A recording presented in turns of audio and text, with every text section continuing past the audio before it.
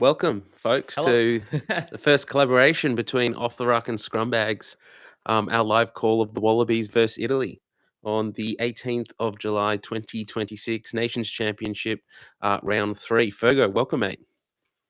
Oh, mate, Mitch, let's put some energy into it. This is super exciting. I cannot wait to be able to call this game with you and to be able to bring the people at home, obviously, some coverage on this game.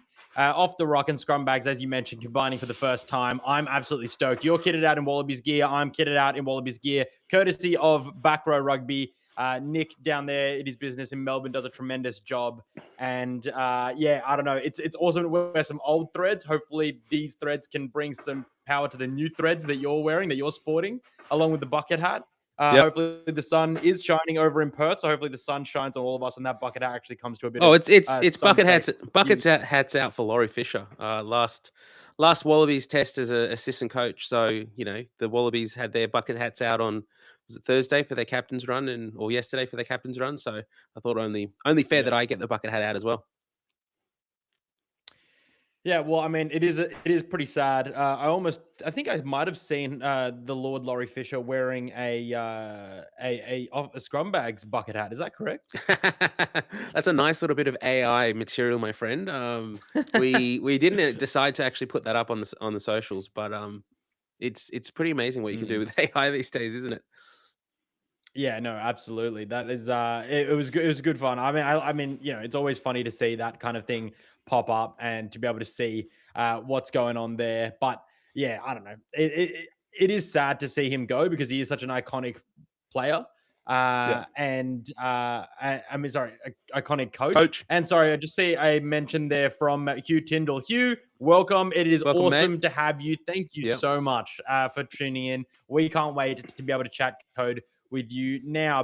But just finishing my point on Laurie Fisher, great servant of Australian rugby. Really shame to be able to see him move on. But of course, at some point, it's got to happen. So, let's hope the Wallabies send him out with a win. that's right. All good things must come to an end, and yeah, it would have been great to see him stick around with Les Kiss and through to the World Cup, but I understand he's been speaking about wanting to step away from rugby and join his family a bit more for the last, like, it feels like 5 years. So inevitably it was going to come, and it's happened now, unfortunately. But Him and Joe Schmidt have been peddling that for a while. So, yeah, yeah, it's got to come. But if you're it'll be tuning in, the interesting to Wallabies see. have just run out. They're getting ready for their anthems, which should be unreal. If this is the first time you've tuned into some kind of commentary call like this, we're not, for licensing reasons, we're not able to actually put any content from Stan Sports or the broadcast on the live stream. So this is going to be very much like an alternate commentary type situation. Yeah, no, Have exactly. We have have the to keep coverage up, things Channel 9 or Stan Sport, and we'll just talk about it.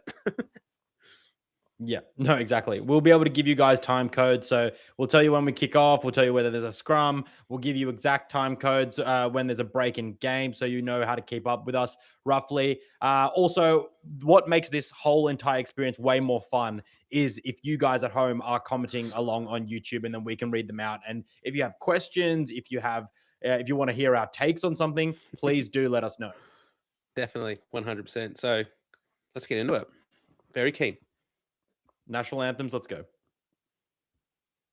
So we've got the Italian one belting out here. These Italian boys look fired up, which is, I mean, it's what you want to see. You want to see both teams fired up for a game of footy. Absolutely. Yeah, no. I mean, yeah, I mean, damn, they're passionate.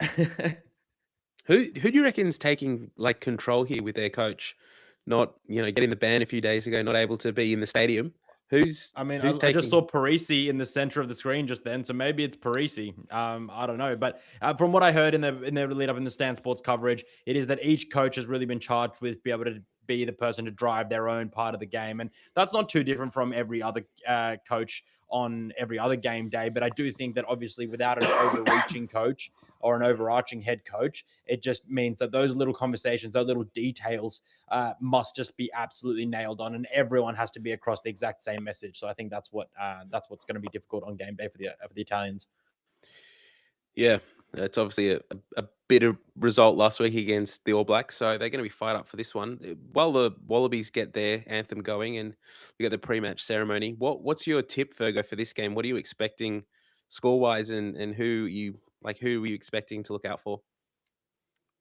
Well, I mean, I think tactic wise, we've seen what the Wallabies want to do. Ideally, what they want to do is to be able to spread the ball to width and to be able to find weak shoulders in their pod systems, and then to be able to really attack the seams of a defense. And I think that the Australians will find a lot of seams in the Italian defense because it looked a little bit ragtag against the New Zealanders just because they're trying to get so much speed off the line there in defense. So I think that's super exciting. Not to mention also that the Wallabies are going to make sure that their set piece dominance continues. They've absolutely nailed their scrum and line out over the last couple of games. So yeah, I think that just making sure that they keep doing the good things that they've been doing good for this game as well, and then to actually fix the things that weren't going so well. So having Ben Donaldson on in the second half, being able to game drive a little bit better, is going to be able to fight the battles there. Oh, we're just seeing Miles Amatosero on screen there singing the national anthem for the first time.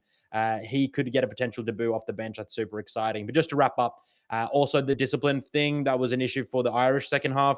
Guys like Miles Amatosero and everyone, they can't be coming on and conceding penalties. And that just also means that they fixed it last week when they only conceded 5 for the entire game. So Yeah. the Wallabies, if they can get all their things in a row, all their ducks in a row, they should be set for a pretty decent performance. So I've got Carlo Tizzano on the screen now, getting very limber as he's Couple of push-ups, eh? push ups, a few lunges. You love to see that. Very Michael Hooper. Michael Hooper used to come out and do a few push ups under the posts. How what should we try and link up our stream at some point to make sure that I'm Yeah. not calling something that's happening ahead of what you're seeing, Fergo? Yeah, no, absolutely. I think if we can pause just before kickoff and then make sure that we get there. I'm seeing Louis Liner on screen right Yeah. now. Oh, Hugh, thank you very much for the shout out on X. I really appreciate that. That's really, really nice of you. Thank you very, very much. So big shout out, Hugh Tyndall, the main man. Beautiful. Thanks. Love your work, Hugh. Okay, so I'm seeing the Italians in a huddle right now, but as you said, if you can pause it on kickoff there for me when you get there, because I think you're 1 or 2 seconds, not even a second or two ahead of me, just maybe half a second or so. Yeah, I'm not. I paused it for a second, so we'll see if that helps you catch up. I've got the slow mo replay currently of the anthem. Yep. All right, so Wallabies are about to kick off. How? Yep. Wallabies are about to kick off for me. I can see Christoph Ridley there on screen. I do have some notes about Christoph Ridley, which I will read out. I think we're close enough. That'll do. In just a moment. You let me know when they kick off, Mitch, and then I'll just let you know how I'm going. But I think we're pretty good right now. Harry Wilson's on screen, looking ready. Yep. Ready as ever. Yep. We're good. I think we're pretty good. Louis Liner. Louis Liner, yep, we are synced up. If everyone at home isn't synced up, we've got close-ups of Louis Liner on screen right now, and now we've got the wide shot with Christoph Ridley blowing the whistle, and we're off. The ball is in the air. Italians receiving deep in their 22, with Paolo Garbisi, the number 10, kicking off and exiting early and effectively up towards halfway. Bitch, we are underway here in the live stream, and they're underway in Perth. How exciting is this? Makes it awesome. Almost to the 40, actually.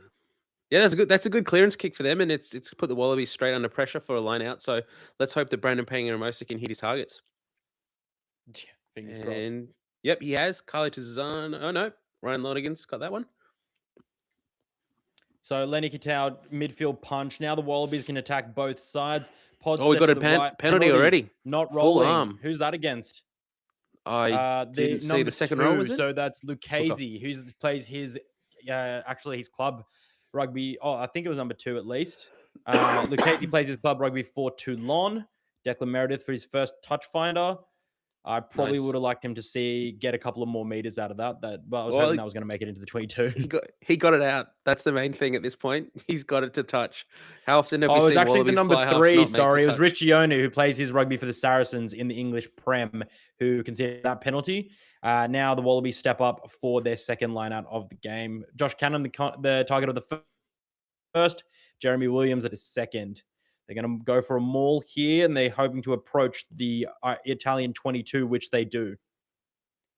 Yeah, good rolling maul here. They're making heaps of ground. They should keep going 5 meters, here. 6 meters. Ryan Lonigan, until he gets asked to use it once, they got to keep going. They've still got momentum here. They're going to need to keep on rolling here. Shifting to the left here. You're To going the to right, milk another sorry. penalty. Another I think the full number arm. That's 5 swam beautiful. around. Yep, that's right. Number 5, Rutzer from Benetton swam around the side. They now distribute to Debrasini with the old Sexton loop. Ooh, that's a Suoli good on a little crash half break ball. there by Suoli. It's the Harry controversial Potter man, with a Harry Potter, fresh with his cut, first run. with his first touch. Maybe he goes over for his first Looking touch. very much No, like he's Jake just fallen Gordon. down short. 2 meters short. Wallabies We got deep inside the Italian we've 22. got another meter, It's another full arm penalty here. So we've got Alan Alatoa's taken a. Oh, is that Al? No, Yep, that's Big Al. Yep. Big Al rumbling forward. The Wallabies keeping it traditionally tight as they have done so under Schmidt. Len Ikitau steps into the role and, as he often does, looks for a distribution there close in the line and close to the defensive line, but unfortunately knocked back. Wallabies reset. Who's that in there? Number 7, Carlo Tizzano. He knows how to find the try line. Harry Wilson, quick distribution to Angus Bell. They're big force back now. I wouldn't be surprised if Christoph Ridley actually looks to blow this penalty if the Wallabies don't make any headway. Oh, here we go. Jeremy Williams with the half break. Again, they're right on the line. This is the 14th phase that the Wallabies have just been pounding I at the just feel line. like Really, they could go a little bit wider. Like it's good defense from so Italy. Like they're not it's going anywhere, are brilliant they? defense. It just needs to be a Oh, little bit wider. Angus Bell is so deadly from this distance. Lenny Tau's deadly from this distance. here The we go. We're classic over. Lenny Tau. First try. He's Josh got a little Canham. dink out and then a dip. Nice little pop there to Josh Canham for the first try of the game goes to Josh Canham and the Wallabies. 3 minutes and 19 seconds in. I mean, it was pretty hard going, but you know what? They got the chocolates in the end. And love this one from Brumby's boy on YouTube. He said, "But since when do we have a rolling maul?" That's a good I shout don't know. there. That's a new one there. Let me just turn my camera back on. It'd be nice if we could see you, Fergo. I mean, you've got beautiful dulcet tones, but let's see that beautiful face as well. Oh, mate, you're too kind. Stop. All right, 5-0 Let me now. just see. Ryan All right, Lonigan now- takes the shot from Nailed. close to the sideline. Let's see if he can get it.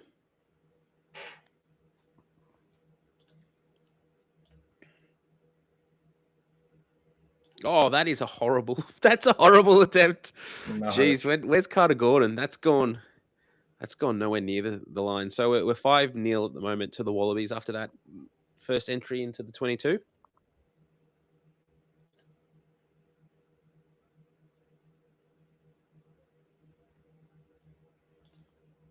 All right, Fergo's just sorting out some tech difficulties while the Italians have kicked back off. Josh Canham takes the restart and has made a nice little few meters, a meter or so from the break there. He's back. Welcome back, Fergo. Tom Wright with Thank the you very ball. much. Oh, that's Wallabies a great looking to little play off with some to Jeremy enterprise Williams. here. Make a break with Jeremy Williams in midfield. This is what it looked like for the first half against the French. Tom Wright putting boot to ball, and luckily it does touch the ground just before heading out into touch. Wallabies playing with a little bit of momentum, but I fear that could have gone a little bit better if they kept ball in hand. But like we mentioned last week, Mitchie, we don't want them playing too much in their own half. So I do like this dishing, getting the ball into the Italian half. Yeah, exactly. It's all about field position. At this point, you want the Wallabies to be playing the right areas of the field. You're not going to score many points from your own 22. So why play rugby down there? If you got the opportunity, kick the ball. And as the Wallabies did there, really nice exit, half little break there from Jeremy Williams, and a good little touch finder from Tom Wright as well. As you said, Fergo would have liked a few extra meters, but we'll take it. All right, Italians looking to play out of their own half. Pani puts foot to ball and he dribbles it, and it's just inside the Wallabies half up towards their 40-meter line. I don't know. I think Italy, Pani doesn't look too stoked with that. Probably wants a little bit more out of that. And Pani, who plays his rugby for Zebre in the URC. So there's a big Zebre contingent here, actually. There's 14 players who ply their trade in Italy, along with Benetton and Zebre, 4 from England, and 5 who ply their rugby in France in the Pro D2 and also the French top 14. Oh, nice little offload there. Good little meters there by Carlo Tizzano. Tiz is he's on a steamer at the moment. Oh, Josh Canham, a little bit high there, got under him. Good little shout out there from Underdog News AU1 saying you're following along, watch on Stan, not 9. Aligns a little bit better. So yeah, apologies. Both of us are watching on Stan. I'm not sure where the Channel 9 coverage is up to, but we're watching Stan. Well, So we'll good let shout you out there. know, guys, that we are now at 6 minutes and 44 seconds, 45, 46. The Wallabies have just gotten a penalty, and they're going up by the boot of Jack Debrasini, Jesus, Declan Meredith, I beg your pardon, going to kick into the Italian 22, or definitely try to get there at least. And now we've got a replay of Declan Meredith making that half break on screen. So if you have any doubt about where we are, just message in the chat and we will let you know. We're now at 7 minutes, 11, 12, 13, and 14. Brumbies battler is impressed so far with Declan Meredith, looking decent, challenging the line. It's good to see from the few touches he's had so far. Positive. Yep. Let's see what else he can do. But the Wallabies are playing in the right area of the field, and that's the main thing so far. Nice little entry into the 22. So we're very close now, 5 meters out. Ryan Lonergan gets it to an incumbent try scorer, which is Josh Canham. Onto Lenikitau, who a bit of stutter step, doesn't really go anywhere. Loses a meter or so. See how the Wallabies are going a little bit wider here? I actually Yeah. do like that they're going a little bit wider, but then they go away from this when they get close. I know they're not getting a whole lot Oh, of yes, play out Tommy of this. Wright. Great around the around the back. Yes. And Tom Wright with the second for the Wallabies. That was a beautiful bit of sleight of hand from Alan Alatoa, the big man. I thought that he lost it there to begin with, to be fair. Yeah, it looked and then like he it, managed didn't to it? pull it out the back. The magician and Tom Wright back to his running best. And let's hope that that is just a little glimpse of where he's going to be at the rest of the game. That was absolutely phenomenal. Those hands by Al Alatoa, that's brilliant. I thought that was going forward for all money, but no, he's got the offload, and we're Tommy Wright over the white line. More gruel, Beautiful. that is the right stuff. That is the right stuff. That is full copyright and TM to you, Mr. Morgrul. That was absolutely awesome. And you're right, Hugh Tyndall, 7 A's, try assist, absolutely brilliant. We will take We that. like to see it. I actually didn't recognize Harry Potter with the shaved head because I swear I didn't see him with that haircut. Doesn't he? Is yesterday it in the just me, or presser. does he looks like Jake Gordon? I reckon, honestly, Probably a bit, maybe if another foot of growth on him, but he's looking like him. Ryan Lonergan, He's he nailed nailed this that one. kick, unlike the first one. And that one looked like it had a bit of an outward curve and a little bit of an inward curve, but it stayed true in the end. Oh, I love this from Brumbies battler. What leaks more, Alan's ear or Artie's eye? Oh, that's nasty. Yeah, I mean, look, we'll put that to a vote later. We'll have a poll for that.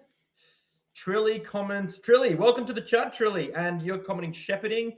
Well, the try's been awarded now. I actually wasn't watching for it too much. I think just because Alatoa distributed so late, perhaps that wasn't the case in this instance. But yeah, Wallabies look now to clear through Ryan Lonergan. He's set up for a box kick, and there it goes. He was inside the 22, so this can go out on the full, which it does, and it does go well beyond the touchline. So no quick throw in for Italy, which I'm sure that the Wallabies will enjoy because their set piece has been pretty damn good, and I'm not surprised they'll be wanting to compete for this ball when the Italians do eventually get there. Now they run in. Oh, that's and it great. is a dud Was that a throw, steal and from the Noel throw? cleans up at the back. Yep. This is good field position here for the Wallabies. Let's see what they can conjure. I reckon 2-3 phases. If they don't get a line break, I reckon they put it back in the 22. I think that's where they need to be. Maybe the line There break. he Here is. it comes. Through Potter. He slices The magic through. man. Oh, good.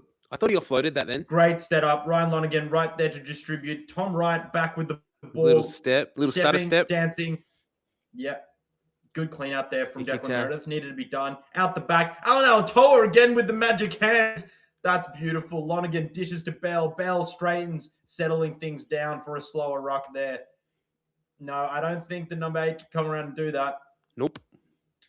Joseph Akuso Not from that similarly position. calls through the tackle. Ryan Lonergan perhaps that's a with the high dart shot that there. needed to go a little bit wider. He may also have lost his boot, unfortunately. So the halfback's going to be playing with 1 foot in, 1 foot out, if you know what I mean. Yes, he throws his boot away. Not going to lie, it looks like a size 6 shoe, but let's not talk about that. So we're playing under advantage here. The Wallabies, again, have been down in this area of the field. Again, that's a second advantage in the same structure of play. So Wallabies playing with house money at this point. Carlo Carlo Tizzano. Yeah, he's got And it. The BPA local gets hero. there. He's got it. Here's Western Force Oh, it's teammate BPA. touches down in front of where the Sea of Blue is naturally sitting. And of course, the Sea of Blue is now a Sea of Gold because it is absolutely beautiful scenes. 3 tries in just 11 minutes and 40 seconds, 44-45, if you're wondering where we are. It was ground and pound. It was Tizzano who went close to the line, but then BPA seized the moment and seized the 5-pointer. The meat pie for the man with the luscious dreads. How good is that, Mitch? Yeah, that's great. This is 3 entries into the 22 coming over 3 tries. Is definitely a lot more clinical than we've seen so far this year. That's a try for all money. No issues there. I actually thought Carlo Tizzano was the one that scored it initially. But Western Force sharing the love, let a local hero score it. No issues with that one. Also, Ryan Lonergan looking for the easiest kick of the night. I don't want to put the knocker on him like a lot of the commentators do. Okay, I did not, thankfully. Thank you very much for the info there from Underdog News. You lads are 10 seconds behind on Stan Stream, and Channel 9 is a couple minutes ahead. That makes no sense. Like, I just don't understand how these streams, when we're all watching the same thing, are so separate. Like, our internet can't be that great hands in the conditions. I agree. I'm seeing rule. And mine's saying that I'm live. Why did you have to say something like that? Mine's saying live, so I don't know what's going on there. But yeah, mine's saying live too. But why did you have to say? Are we actually going to be able to enjoy a Wallaby game from minute 1 to 80, mate? It's way too early. Someone had to say great it. Hooker. Yep, let's do this. And Trilly, man, Wallabies are looking sharp. ASF. And you know what? It's hard to disagree with you, Trilly, because they are. Yeah, they're looking really good so far. They're playing in the right areas of the field. They're being clinical with ball in hand. This is dicey from Italy. I'm starting to get a little bit concerned for them. They've not shown anything so far. So I'll take it as a Wallabies fan. We need a good. Oh, yep. This is their first entry into the 22 from the Wallabies here. Now the Italians get their first opportunity entry into the A zone. Let's see what their maul can do. They carry straight away. Not a well-set maul, but nonetheless, they do gain meterage. Just done for being offside there, I'm pretty sure. Italians attacking the Wallabies 22. Driven back in the tackle, there is the captain, Michele Lamaro, and they go for a kick and hope there to the number 5, but it's not to be. So the Italians get the penalty, and I don't think that they will go anywhere else being 19-0 down than to the line-out, especially with the success of that rugged-looking maul that they just had, even though it wasn't very well set up. Yeah. Paolo Gabbi, the number 10, he steps up. Obstructing lifter is the call that I'm seeing on screen. Obstructing lifter. Oh, yeah, straight across there from Williams. Yep, no issue with that penalty.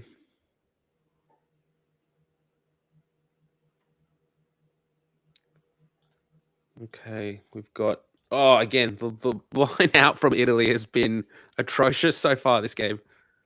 That is not the way to start not a half great. of footy. And the Wallabies look to try to run out of their 22. Max Jorgensen makes it out of the 22, but now they just got to clean up the ball. I don't know if Adogwu, the number 12 for Italian, were fully on their feet there.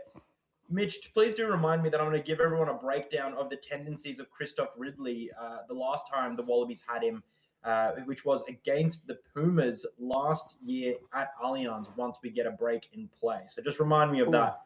Max Jorgensen goes up for the ball, but like so many times he has in the previous games, has not come down with it. So now the Italians are playing with house money with a knock-on advantage. That is scrappy. We're going to get pulled back there in the for the knock-on advantage off the kick. Max Jorgensen looking to regain that kick. So last time Christoph Ridley was the referee for the Wallabies, was, like I mentioned, for Argentina. So lost Pumas versus the Wallabies in Sydney last year when they lost that match. And what he did there, he was very, very strict on the pilfering protocol. So he didn't like to see any hands or elbows or anything not supporting their feet. So that part of the breakdown is going to have to be really, really clean from the likes of Brandon Payne and Mosa, from the likes of Carlo Tizzano. And obviously, of course, the Italian players as well. But I think, that's going to be like the likes for Lamaro and Favoretto and Ruzza, as well as Vincent. But another thing that was really, really interesting from them is that the Argentinians got quite away with a lot of being quite lazy about getting back and not interrupting the running lines of the Wallabies at the time. So it'd be really interesting to see what kind of happens here today if Christoph Ridley follows these kind of lines. Well, that is a scrappy scrum. Go to get the ball out of the scrum, and we're going to get a reset, so I can keep drilling on this. Yeah, another keep thing dribbling. that Christoph Ridley, yeah, I'll keep riffing on this. So another thing that Christoph Ridley was really, really big on was letting the advantages go. So if there was one or two phases that kind of got carried on by the team who had a knock-on advantage, he definitely let it play and set advantage over. So I'm really keen to see how that goes here. We didn't get such a good example of it before just then, but I think that's because it was quite messy to begin with. So we'll see how that advantage go from knock-ons and things like that goes for the rest of the evening. But they're the tendencies that Christoph Ridley had last time he refereed the Wallabies. Yeah. Hugh Tyndall, first scrum after 16 minutes. Yes, it is. So been a good game so far. Not too stop-start, which is what you want to see. Oh, full-on penalty. Angus Bell was big trouble there. Lucchese absolutely sent him to the ground and bent him inwards at his will. Sorry, it was Riccioni rather. Angus Bell not getting the rubber green on that one. What do you think, Mr. Scrum Man, Mr. Scrumbags? What do you think about that scrum? I was actually reading the comments. I must admit, I missed a lot of that one, so I'll pay more attention to the next scrum. Apologies Trilly, for I think we're a little bit behind. I like your piece of advice. If you want to go through that there, Mitch. Yeah, Trilly's just saying, get the pub to. So Underdog's at the pub saying that our stream's a little bit behind. Apologies for that. I don't know if we can speed it up, unfortunately, but we're doing the best that we can with what we've got. So yeah, see if they can pause the stream for you. But the fact that they've got the rugby on at the pub's a win in my books. Yeah, but also tell them to pause the stream so you can link up with Off the Ruck and Scrumbags. Like, seriously, what are you doing? Yeah, exactly. All right, Italy with another opportunity inside the Wallabies 22. They're looking to go route one there with the forwards folding around. Wallabies defense fast so far has some sting in it. Carl Tizano and Max Jorgensen, they're forcing them back. Now Jeremy Williams looks to get on ball, but fails to do so.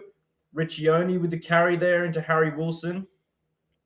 Go a little bit wider this time. It's scrappy. Paolo Garbisi snaps the ball on the ground, gets absolutely hammered by Valentini.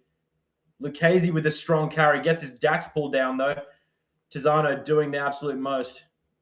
Josh Cannon was all over that. Thought he had rights to that ball, but no.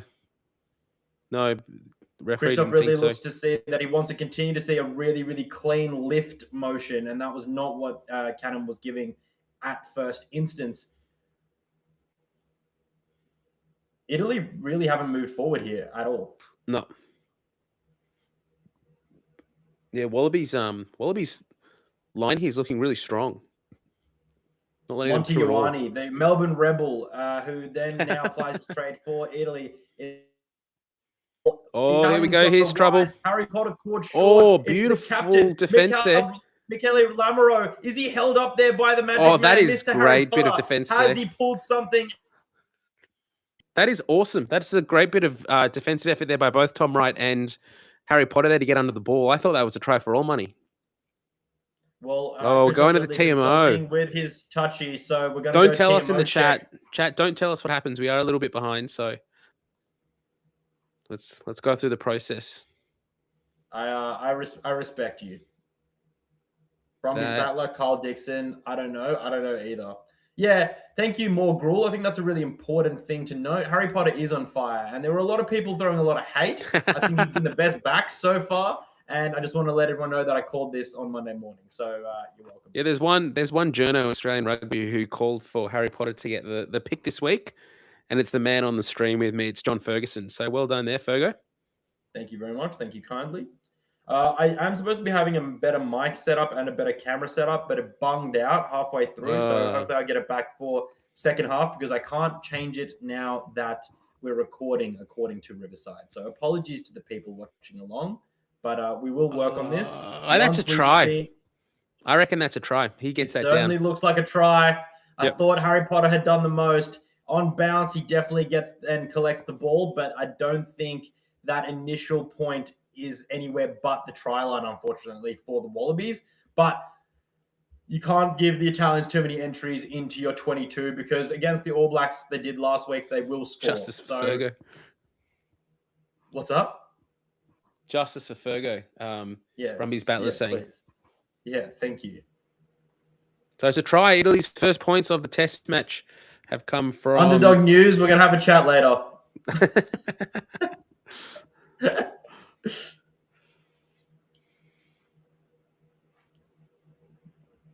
Okay. All right, if you want to start pointing fingers, let's talk about Tom Wright there. No, I'm kidding. So who would you pick instead there?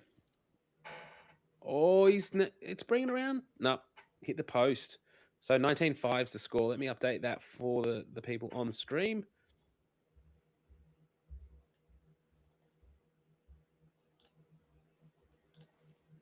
Give us some stats, Fergo. You got any stats to show? Do I have any stats at the moment?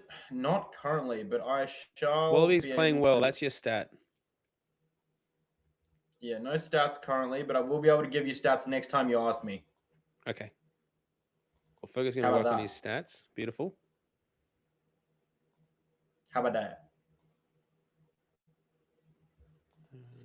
Kickoff again with Declan Meredith going deep left again, just in the middle of the 22 with Paolo Gabisi. A much better exit this time, but not finding touch.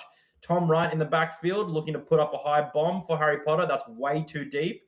That is a nothing kick, but it gets a bounce. So Harry Potter able to put some pressure on Parney, who absolutely ruins a good kicking exiting opportunity with an absolute kick off the side of the boot. And the Wallabies exactly where they want to be now. The man from Zebre absolutely shonking that kick. Yeah, Wallabies playing in the right areas of the field so far. So let's see if they can nail this set piece. That's a good point, Trilly. I'll get to the beers in just a moment. Oh, Juan Ignacio Brex with an absolute perler of a defensive read in the 13 jersey there on Max Jorgensen. And they get the reward with Monty Ioane getting the pilfer. Juan Ignacio Brex, if only Tommaso Minicello was next to him, it would be an absolute class toe-to-toe battle with Lenny Kitao and Joseph Akuso-Suaalii versus Minicello and Ignacio Brex. But unfortunately, Minicello, with the big traveling schedule and, of course, a little bit of a not necessarily an injury, but being rested after a big season. He has a preseason coming up. He is not playing today. So we're going to have to do with the Dogwu, who's usually in the number 12 jersey, who's usually a winger, but he is being played at 12 today. So we'll see how he goes. Great shot there from Dogwu there on Jorgensen, as well as Juan Ignacio Brex. So Brumbies battlers ask, can we get a bet on the number of Harry Potter wizard / magic puns we get out of the commentary box? I can guarantee you it's not going to... commentary box. It's definitely not coming from us. Yeah, we've well and truly over those puns, but I think definitely stand commentary box. Morgs and Shawnee are... Oh, there's a bit of a lift in that tackle there. They love the Harry Potter magic. Maybe I'm gonna go deep into the well, and I'm gonna say some really, really like niche Harry Potter ones. Okay, Harry Potter is Mr. Everywhere because he is slicing and dicing on the right side of the field after set piece and also on the left side of the field. It's absolutely awesome to see how much he wants to be in this performance. Look, I don't hate it. As a Wallabies fan, it's great to see. But as a Waratahs fan, I just want to ask, where was this all super season? Because he was trash this year for the Tars. Where were the Waratahs all super season? You can start there. And Harry Wilson gets stripped, not a knock on. So the Wallabies retain possession after swooping on the pill that Harry Wilson got stripped by. Jeremy White, I feel like they're in for a shot here. Angus Bell try to get pulled over the line by Rob Valentini. Who's at the base there? It's Harry Potter. He wants in. He goes for it. He dives, but not to be. He's short. Wallabies inches. They are inches away from their fourth try. I reckon there's a try there. If you review that. But they'll play on. I think Alan Alto is so deadly from that distance. Not to be. The Wallabies go a little bit wider. And that's try time. Mr. Max Jorgensen walks over for the easiest test try he will ever score for the Wallabies' fourth try. That is absolutely mint. And they drew the Italians in for so many phases. They kept condensing. So many times, like you mentioned, for the Waratahs, they didn't spread it wide and didn't get it to the likes of Jorgensen in those instances. But on this instance, Declan Meredith, who I think has had a pretty decent game so far, manages to distribute wide after initially the momentum getting stopped there with a good offload from Harry Wilson. Nice left to right pass, which is not Tom Wright's traditionally strongest pass, if I must say, through a couple forward last week. So, great skill execution. Max Jorgensen won't score an easier try. What do you have to say about that right there? We're going to the TMO for something here. So clean out. And in that time, I'm going to grab a beer because otherwise I think Trilly's going to get off me. What have we got? We got a knock on in the lead up. Is that what we're looking at? Or are we looking at an illegal clean out? Yep. Oh, you called that the strip. Yeah. Yeah, but he called strip at, I think that's what Christoph really is going through now. I called strip at live. So if it's a strip, it can't be a knock on. So we're going to be the TMO for this game, and I'm going to award that as a try. Yep. Nice. If you're calling a strip, it can't be a knock on. It's either a strip forward or it's just a strip. Unless he regathers after the strip. I'm not sure if that's what they're saying. Also, cheers to you, Trilly, and cheers to everyone else in the pub, and cheers to you, Mitchie. Cheers. I have finished my Heineken, so I'll have to get one of those in a little bit. But what the Heineken longie? All right, what's Ridley saying here, mate? Oh, no try. Scrum. Daylight robbery. Absolute daylight robbery. That's gone forward. That's gone forward. That's fine. This is what annoys me, and it has. I agree. But once a referee has called something like Max Jorgensen's tackle last week and says that I can see it fine in real time, I don't think the TMO should be able to come back and override it. If they've said at the time, at a specific instance, like that was, he's like, it's a strip, I'm fine with it in real time. You can't go back then and then convince the referee that he's made the wrong call in real time, about something like that. But what if it's wrong? I get what you're saying. But it might be. But sport isn't perfect. Every decision we go through isn't perfect either. Yeah, but if that's a World Cup final and the referee said that pass is flat or that pass is back, and the TMO comes back and say the All Blacks have scored against Australia in a World Cup final, not that that's ever going to happen, but if he's wrong and he's called it flat and play on, then that's why we have a TMO. All right. Well, I don't know what more Gruel agrees with, whether it's me or Mitch, but we I'm going to say that he agrees with me. Thank you.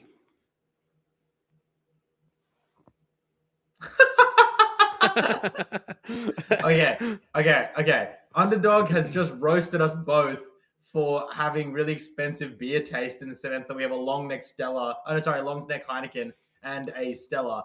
To be honest, I got two Modelo Especials, which are really nice Mexican beers. I don't know if that makes it better or worse, but they weren't cold when I got in here. So you'll see them on screen later.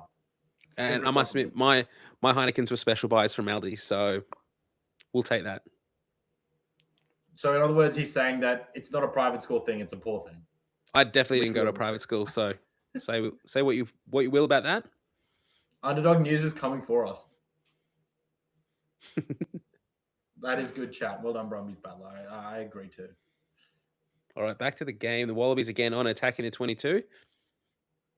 I'm really loving this ball work from the Wallabies. Josh Canham, the absolute pull pass from the gods. He's been so good at that skill. I will be doing a sequence and a breakdown of that after this Nation Championship series at some point. It's absolutely magical. It just gives you so much momentum and time to play with, especially for someone like Declan Meredith who just needs a little bit more help. That pull being crisp is so important. Again, the Wallabies only inches away from the line here. It really is so close. Josh Canham going blind. He gets a double. Josh Canham over for his second. Well done, Canham.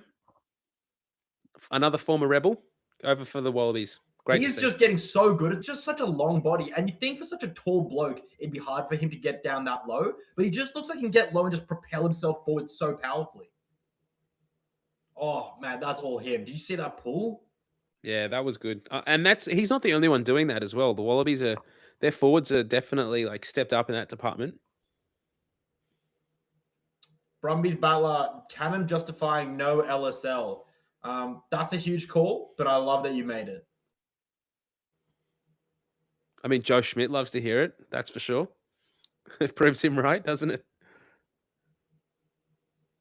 Joe Schmidt has some devil look in his eye. Did you see that? He's we're going to crush this Italian side. And if it's the last thing that I do, which it will be, I need it to be like by a lot.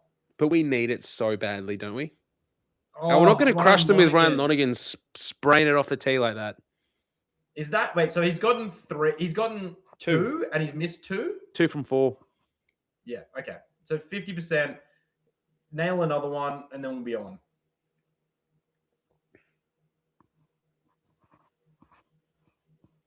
Brumbies Battler. Is that a typo, or I don't really know what that means. Feels weird to say. Do the Wallabies have a forward back? Forward pack. Yeah, I'm just cool. Okay, cool. We have a forward playing fullback. Tom Wright. He's going to be playing hooker next week. Oh, Lenny Kitao, good recovery after Joseph Kuso-Suoli bobbled a ball, which he doesn't usually do off the high balls. Ryan Lonergan looking to exit here. Take him back, so won't be able to actually kick out on the full. Harry Potter better get on his broom here. You like that? Only a matter of time before one of them came out. And he does. He claims the kick. This is exactly why he's in the team, because then Ryan Lonergan can do that and go for a 50-22, which is so close to getting. But that is the kind of stuff that matters. And you know what the Wallabies have been really short on lately? It's been territory. That wins you territory. Phenomenal play. Now it's a line dropout. The Wallabies are going to get their possession back with a broken D line off the kick of that Harry Potter take. Like off that Harry Potter take and then the Ryan Lonergan kick. That is exactly why you have Harry Potter in the side, because he does stuff like that with the high balls. Well done.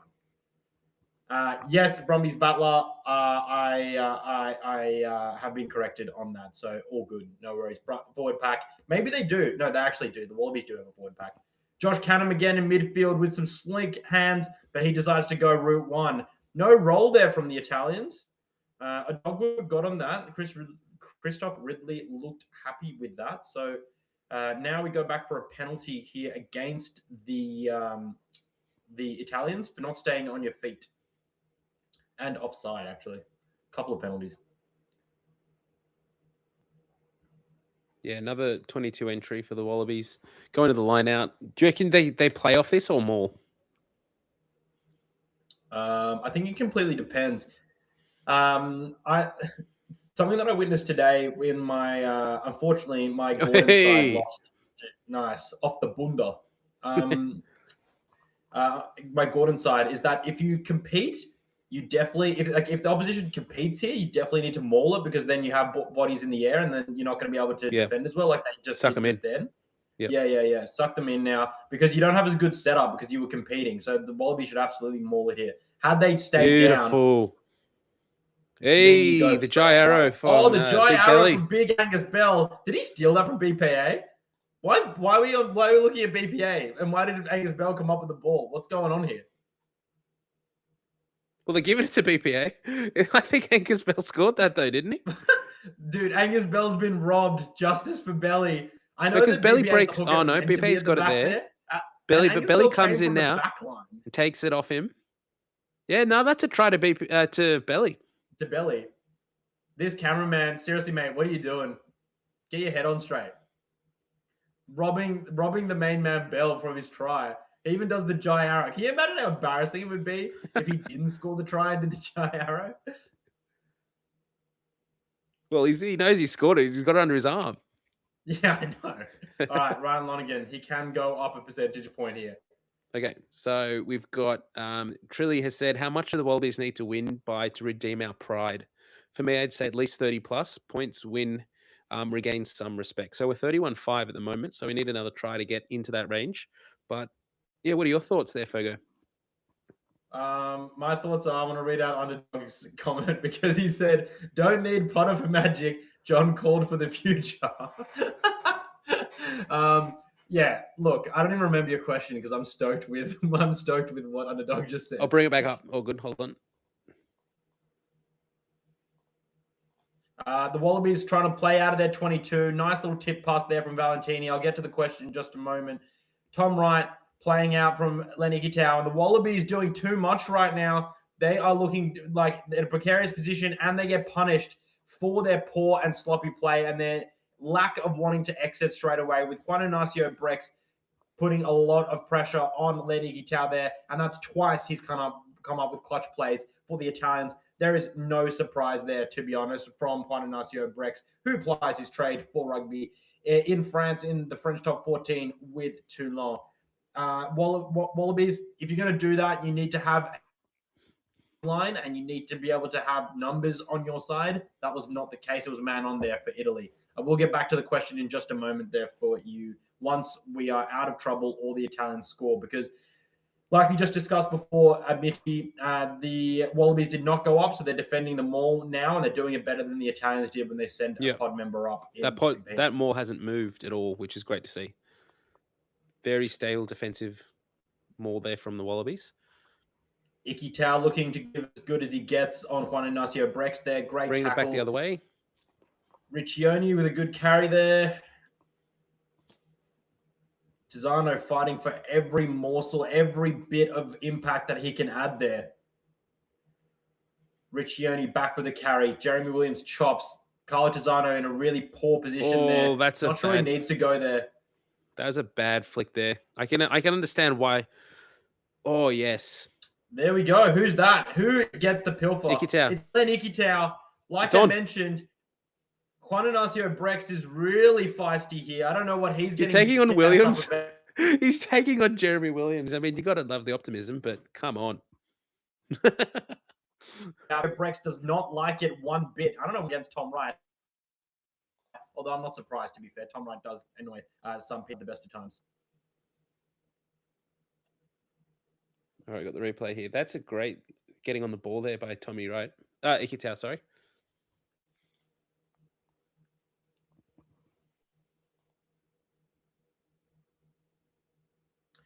So sorry to go back to the question: how much do the Wallabies need to win by to redeem our pride? Honestly, if it's a two score win, that's enough. The Wallabies have lost the last two games, and if we have a comprehensive win, then which is like not being able to be chased down and not being able to be within one score of a controversial moment, then I think that it's very much a good win and a pride restoring win. Like you can't want more than that right now. Just take the win at this point. Here we go. Line out time. Just take the win.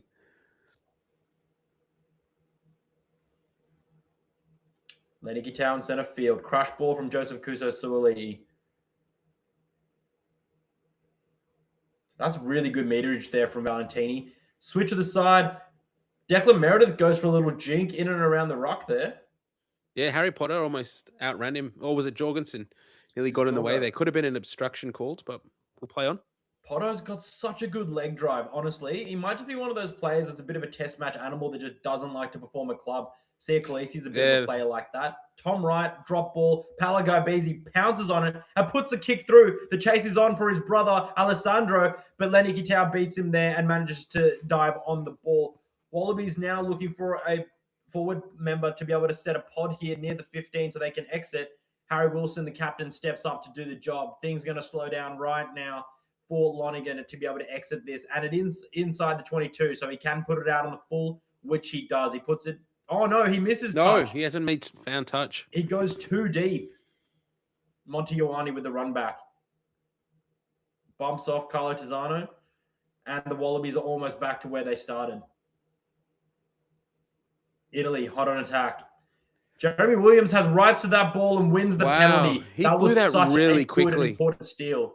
He blew that so quickly then. I thought, like, we've seen other pilfers already in this game. The pilferer get over the ball and just not called. That Cannon one jumps to mind, but he blew that one. I think it just kind of harkens back to what I mentioned before about Christoph Ridley's bid to really want to be able to see a lift. I think if he sees a genuine lift and a resistance against that lift, he's pretty quick to ping it. Just like if you see some hands or something on the ground. Like, that is just such good form from Jeremy Williams. He wasn't on the ground. He wasn't kind of messing around. He didn't put weight on his forearms. He was very, very clinical there, and he was quick on the lift, actually, with both hands. Yeah, the Wallabies have been really intense at the breakdown this game. It's definitely a different focus of attack from what we've seen the last 2 weeks of the Nations Championship. Obviously, they're playing Italy, so it's a bit of a different picture there, but it's good to see them go hard at the breakdown. Wallabies make their first mistake in a long while in the line out with a missed throw and a non-catch there. So Italy managed to snaffle a line out. Alessandro Garbisi, the brother of Paolo, the number 10. The number 9 looks for a boxy here, puts it up. Louis Liner, the Aussie, looks for a chase, and he would have got that catch had he not falconed himself. What are you doing? Just bats it forward.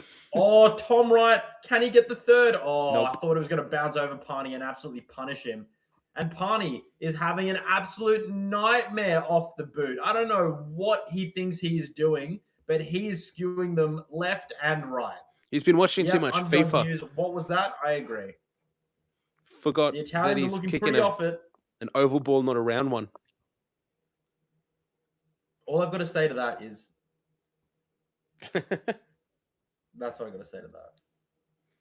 All right, let's see if Wallabies can rectify their line-out mistakes, and they do. Go Tizano into play with Brandon Pang and Mosa. They're up towards the 22 after a great line-out That's set. good. Harry Here Wilson we on go. the short with Jeremy Williams. He's going like a three-quarter. We've got Ryan Lonergan with the tip, and he drops it. Does it go backwards? Does it go forwards? Brandon Pang and Mosa wanting his chocolates as well. He says, come on, bro, give me the try. How did he lose that? How did Ryan Lonergan lose that? I feel like that is such a Ryan Lonergan thing to do. He's so good at the detail. Plays so good for 39 minutes and then just bombs a try there. Is it just me, or is the ref looking more like Harry Potter than Harry Potter is? No. Harry Potter is Harry Potter. Harry Potter's gaslighting me as Jake Gordon tonight. Oh my God, that interplay, that slow-mo of the BPA car designer interplay is even better in slow-mo. I could watch this over and over and over that's again. good. Ryan Lonergan, how do you... dude. Look, he slaps himself in the head because he knows it. He knows straight away. it. Brumby's Ballard's not a fan of Dixon. That is going to cost the Wallabies at the end. I don't want to say it. Dixon needs to take the night off. Not a fan, mate. And Trilly, I agree with you. Give the Uso the try. The ref is more Malfoy. Yeah, that's good. That's good from you. That's good. Yep. It's got a certain whitish complexion that I agree with you there. How does Lenny Town make meterage after having to aquaplane on the ground to catch the ball? Carlo Tizzano in the corner, perhaps. No, he gets chased down by the Italian number 5 to set the ball back. Brandon Pang and Mosa thirsty for some meat pie. Hungry for some meat pie? You know what I mean. Thirsty. Rob Valentini around the corner. He's going to suck out the gravy. Rob Valentini, maybe he's going all the way. No, he's pulled out just short. Ryan Lonergan. What is going on here? Guys, we're not up by enough that we can just loose. bomb tries. Guys, it's not the Harlem Globetrotters. Just do what you've been doing the whole time. Ikitau's got Lenny that. Ikitau can't help That's himself. a try. That's got to be a try. Lenny Ikitau cannot help himself. Let's find a way to let's watch the referees find a way to not award this try. It'll take 6 minutes and then they'll go to halftime.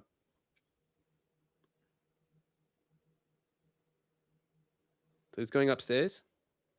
I can't actually hear what he's saying. Hot potato ?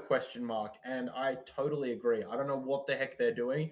Everyone wants to try, but let's just be really, really process driven about this and just score the damn thing. Just one of us. This feels, I was going to say before, this feels like a Western Force game for Carlo Tizzano. He's been in about 6 try scoring opportunities in his first half. He's yet to cross the line. Yeah, but he usually scores those 6 tries for the Western Force. Is that forward? No, that's back. That's back. That's back. So Canham's got the ball on our replay here. He goes to ground. He places it. We've got Ikitau over the top. Oh, I don't even know if we've got a clear grounding from that shot. Yeah, this is going to be like the That's a forward. angle. That's a forward. I think that's forward from Canham. That's forward from Canham into Tizzano, who then takes it over to Williams. This is no try. If he ends up with the ball afterwards, if it just ends up back in his hands. No, I'm kidding. Well, if it goes forward, yeah, that's forward from Canham. That's definitely forward. I reckon that's forward from Canham. Snatches the ball from Meredith. And then he's back in front. Hugh Tyndall. I forgot how shit the check Timo intervention was after watching Super Rugby with minimal interventions. That's right. Well, Facts. in Super Rugby, we've outsourced the TMO to AI, so that's why we don't see them too often.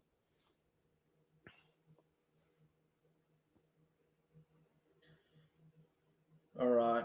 Like we've called Let's this. What are we still watching at this point? It's no try.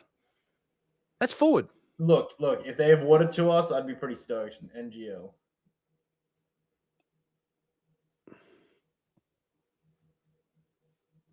I want to see the Italian.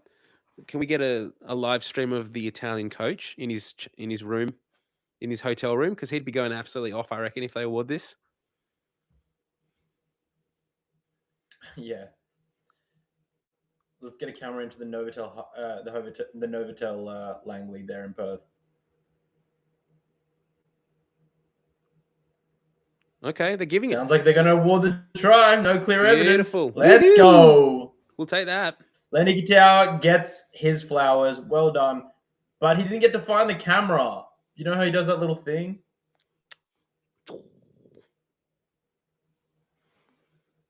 Maybe imagine We'll if do he it just for turned you. around and just found it. Just like So it's a good-looking Lenny crowd at Katau. Perth at HBF. Do we have a figure? Like they didn't fully I didn't sell see it an out. official sellout sign, which is a bit of a shame, but maybe it is. Maybe it isn't. And the Wallabies go into halftime 38-5, well in the lead. Now the question remains, and I'm sorry to say this for everyone that's watching, is that big enough lead to be able to deal with their second half fades? Or will there be, in fact, a second half fade? That's what we're all going to break down in just a moment. Yep. We'll wait a moment. So we got Ryan Lonigan having a chat on the stream now with Morgan Turanui. What's he saying? No idea. I'm not listening. Oh, okay. Ferg, are you good for a minute? I I'm find gonna it so funny go how to the Ryan bathroom. Lonigan tapes up all these Get a fingers. drink. Mine's looking like a mummy. All right, take a minute for yourselves, everyone. We'll be back shortly for the second half of the Wallabies Italy. Yeah. And in that time, Mr. Mitchie, do you have a way for me to be able to change my mic setup and everything? Because it says I can't change it while recording, but that seems like a... Can I leave and then come back? Theoretically, if I hit stop, I don't know if that like stops the whole thing for everyone. Yeah, no, I don't know if you should hit stop. Yeah, we'll lose everyone. Maybe I'll leave and come back, seeing as you're hosting. Yep.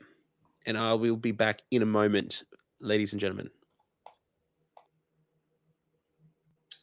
Well, I won't leave you completely high and dry before Mitch has gone. I know that some of you may be going to the bathroom.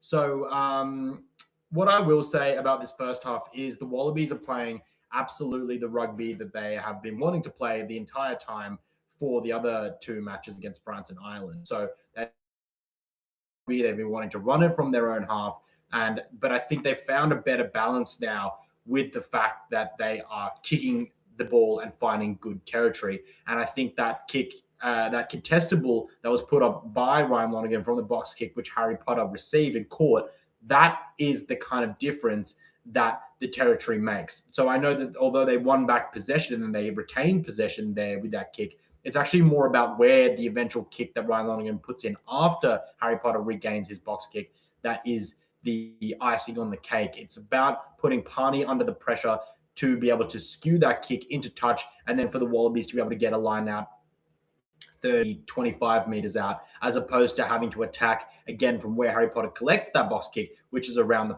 40-meter line. So they've already made that 15 meters with no extra effort. So although it seems a bit counterintuitive to be able to kick the ball away at times, I think you really see the benefit of kicking, particularly contestable if you can win them back like Harry Potter did in that instance, to then to be able to further your advance down the field with minimal effort. And it doesn't cook your forwards as much. Like if you want to talk about fitness, if you want to talk about what's really, really important during a game and, conserving energy levels and whether you're concerned whether the Wallabies are fit enough, I don't think any side necessarily should be attacking from their own half for 80 minutes plus. Like it's just not very good use of the resources at hand. And you definitely have to carry lighter players, which lose the blunt contacts outside the 5 meter line, for instance, when you carry such fit and light players. So I think that finding this true balance is so important. And I think that the likes of a Harry Potter and the likes of Ryan Lonergan really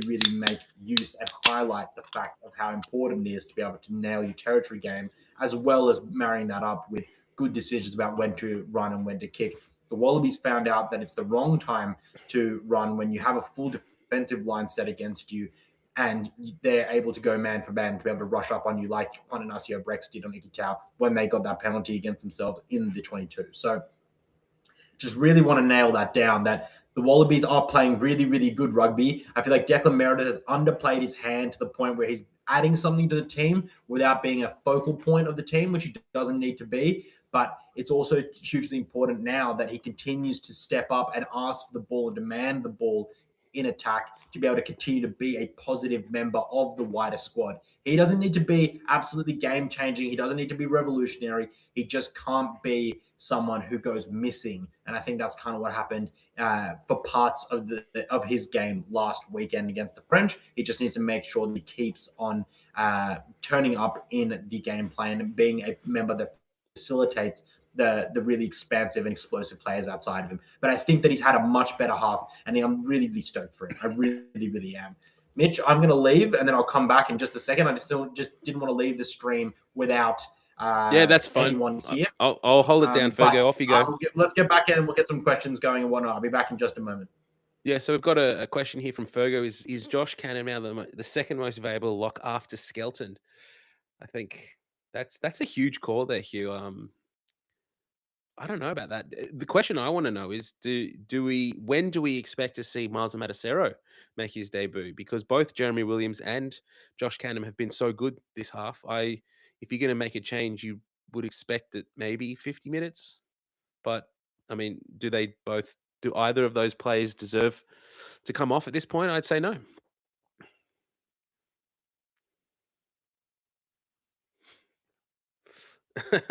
Apologies there, Underdog, cracking a tinny in the background with the Blake screen.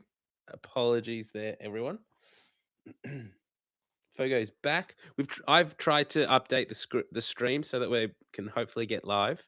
We'll see if that helps a little bit in this second half.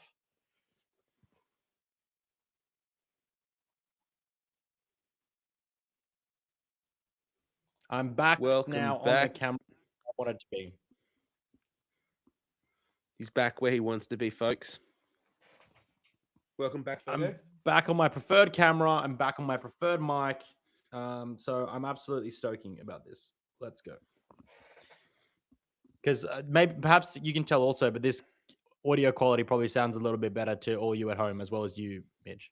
So you're using your off the ruck mic there? Now I am. Before, I think it was just going through the computer, which obviously does a decent enough job. But now I'm on the off the ruck mic. Cool. Should we go through the chat a little bit? Yeah. So we had one up here before from Hugh. I'm assuming that it's a bit tongue in cheek, but is Canham now the second most valuable lock after Skelton? What are your thoughts, Fergo? I actually don't that to be. And thanks for the question, Hugh. And send your questions in while we wait for the second half to kick off. Yeah, please, everyone, comment as many questions, comment as many answers. We'll read them all out. We want to interact with you guys during this break as much as we can. And we're so appreciative of you guys being here. Really great. Thank you so much for being here. It's really awesome. We love to watch rugby and we love to be able to discuss it and to be able to share it with you, with all you guys at home there. So I think what I will say about this Canham situation is that, no, I genuinely believe he is the second most important lock behind Skelton at the moment for the reasons that he's displaying. He's rock solid at the line out. He's proving that he can score tries against, top 10 sides in the world close into the line. He has an immaculate skill set and he's a tall bit of timber. And I think that while we don't have Nick Frost in the picture, who hasn't been performing at club level and the form does not warrant him being in here, it is so important that we have someone of this build, of this athletic ability to be able to step into this role and perform. Do you have anything to add on to that, Mitch, before we kind of move on to another one? Yeah, I kind of shifted the talk just on when we expect to see Miles get on. And as Mm. Hugh Tyndall followed up, Miles will get a run. Both Williams and Canham uh Miles will get a run. Both Williams and Canham are 80-minute players. If they're really carving, then move 1 to 6. That's a call. You could do that. I think Williams would be the one that you'd move to 6 though. Has Canham played Yeah, there? 100%. Sorry? Has Canham played 6? Cadam's not played 6, no. Yeah, neither's Miles. So yep, No. It's Williams. I think Hugh means Williams would move to 6, which yep. which is totally a viable option.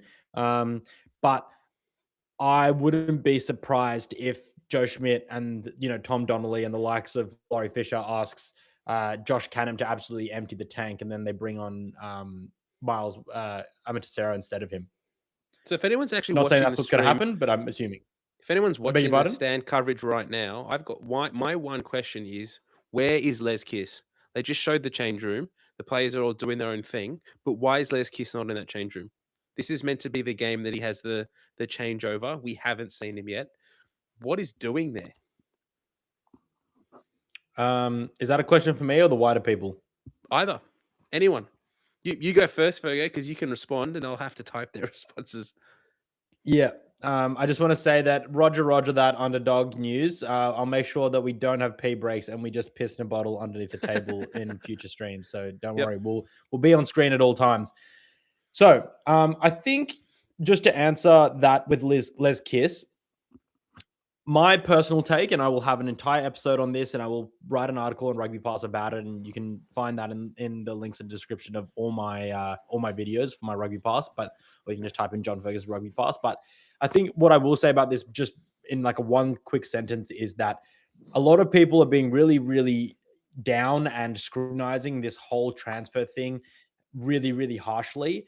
Mm. I feel like it hasn't even happened yet, so we don't even know what fruits of this labor we've seen. So I think it's way too early to be throwing shade at any sort of thing. Like, we haven't even had a handover full stop, let alone a good or a bad one. We've just hired and fired coaches willy-nilly. So I actually don't fully agree with the entire antagonism towards the Kiss not being in the box thing. Like, and there's former players asking about it as well, but like, also that he's been part, and so has Scott McLeod and other coaches and Jonathan Fisher have been part of meetings, have been part of selection conversations, all that stuff. It's just, they're just not there during the game on game day. And like, Les Kiss knows how to be a coach. Like, he's a coach. So I don't fully agree with this entire criticism of this process so far. But that's where I'll leave that. Yeah, I still think there's a lot to be said about having a coach in a coaching box to just understand like who the talkers are in a team, who's delivering the messages, who are you delivering the messages to. You don't want to be learning that on the first test match. Like, you want to be able to get that opportunity to do that and work out those little bugs before you get into test match rugby. And you can't do that on a training field. So why not have Les Kiss just sitting in the background? Even if he's not talking to players, he could still be sitting at the back of the box and just observing. He'd learn Yep. so much from that. Mitch, I'm just going to quickly interrupt you there because we have a new commenter who hasn't been able to chat before, hasn't chatted before, in Michael Gardner 7488. And he says, with a very positive tone in his voice, I can imagine, what are you drinking when we find a way to bottle this in the second half? It's the hope that kills me, he says. And Michael, I am a big fond member of the whiskey community, and I would be drinking a single malt Scotch whiskey on the rocks. Maybe I just take that neat if we end up losing this, because I don't know if I'm bothered ice. But let's hope that the Scotch stays away and I can just plow on with a beer or two after this game. I must admit, I don't expect the Wallabies to lose this one. From what we've seen so far in the first 40 minutes from Italy, the one try they scored was like, it was good. They Why built would the you say pressure there. that? I'm being realistic here. They haven't looked like crossing the Wallabies try line. They have not been playing in the Wallabies 22. I think they've had 2 entries so far the game. They scored off one of them. Wallabies have played, and I don't have the stats in front of me. Maybe we should look that up. But it feels like they've played 80% of the rugby in Italy's half. Underdog says, "I'm on camo. We will remember that comment." Let's see if it Okay, comes to bite us in the quickly, butt. Trilly has just something here to quickly wrap us up before we head to the second half. With the lead that we got now, what do we expect for the second half? Laurie Fisher's on screen, and I'm sure he's giving his thoughts, but I will give mine briefly. I think the Wallabies, the last thing they want to do is go into their shells and stop playing. They should apply the exact same formula, keep playing, but obviously Italy won't want to do the same. So Italy will probably change. They'll probably kick contestable a little bit more because I don't think they've been going to that skill as much as they have. The Wallabies need to diffuse that. And off the back of that, they need to play 1-2 phases wherever they are, I think. And then if they're not well set to do that, just kick it long back and watch Pani skew another couple. Do not get caught into this whole we can score from anywhere business. Wallabies just need to keep being ruthless and putting pressure on the players that are choking. And Pani at the fullback is absolutely doing that at the moment. So what do I expect from the Wallabies? More of the same. Yep. What do I expect from the Italians? More of a conservative approach, more box kicking, more contestables, and more line speed in defense to be able to put more pressure on the Wallabies. The Wallabies just need to make sure that they actually pick and choose their times to attack a lot more diligently this half, because we know what's happened in the second half, and we can't have those fades turning into compound errors, turning into points against us. So I think that's what we're going to be seeing there, Trilly, if that answers your question. Brummies Battler replies to Trilly, I'd almost rather us shut Italy out and show we can defend as much as we attack. I totally agree that as a general kind of consensus on the attitude that we should have. Harry Wilson just has them in a circle now, and I think he's pretty much just saying, guys, if we F up this second half, I will end all of you. So I think he's just giving them a big old rev up. Michael Gardner, I was joking. Now you have jinxed it. Okay, Michael Gardner, you know what? You let me know what you're going to be drinking when we win. How about that? I'm jinxing that for us. And then Edward Ellis has joined the chat. G'day, Edward. Welcome. Where has this rugby been? I think that it's been there for 40 minutes. It's been there for 25 minutes against France. But I do think that Italy are a little bit, a fair bit lower down the pecking order than the second and best in this Northern Hemisphere. So I do think that the Wallabies have kind of found a better matchup here. But I do think that this rugby has existed in their formula and in their repertoire to this point. They just haven't been able to nail it just yet. So I think that's the question there. Hugh Tyndall asks, when does McWright come on? I'd personally leave Tizano on as long as possible unless we are at risk of losing. Same with Meredith. Yeah, I mean, what do you think about that, Mitch? Yeah, we're off in the second half, by the way, we're- with the Wallabies bottling the first kickoff with Josh Canham dropping that one. But sorry, Mitch, to interrupt you. Yeah, I think if what's been reported this week that McWright is not 100% fit is true, I don't necessarily think it is. I've said that on the pod this week. I would give Tizano 80 minutes if he needs to. He's in form at the moment. So don't if McWright's not 100%, don't risk it. Particularly if the game's not tight. And Meredith, quickly on Meredith before we get back to the game. I would give Meredith the 22. Here we go. What a start. Possibly a shepherd and a knockdown in midfield with Josh Canham. I believe it was going down in a heap. Monty Ioane streaks through, absolutely walks in a try from 20 meters out. But I think this may have a look at it with the TMO because it looked like a Wallabies player was shepherded there initially. Josh Canham was the man who lost the kickoff initially with Lucchese snapping on the ball, diving on the ball, sorry. I think that's fine. I don't think that's got enough play. I think they're going to award this. Declan Meredith wasn't even making an attempt on the player that, he chose to commit to that. It depends who plays who. If the Italian player engaged Meredith, then it's going to be pulled back and not awarded. If Meredith engaged the Italian player and completely got his defensive line, which I think is what you're suggesting, then it won't be an issue and the try will stand. Monty Ioane ran a great line just then. Yeah, that was really good. Absolutely phenomenal. They're looking at something else here. Maybe they're looking at a croc roll or. Yeah, that could be a croc roll. You can't pull Tizano down on top of his head. No. Oh, it's Meredith, is it? It's Meredith. Yeah. Sorry.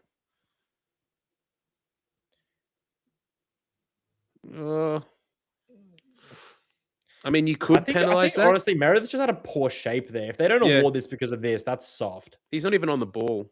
Yeah, I think that's really poor. Like Lamara's just doing the best to be able to get him out of there. Like it doesn't look good. He lands on his head/neck, but Yep.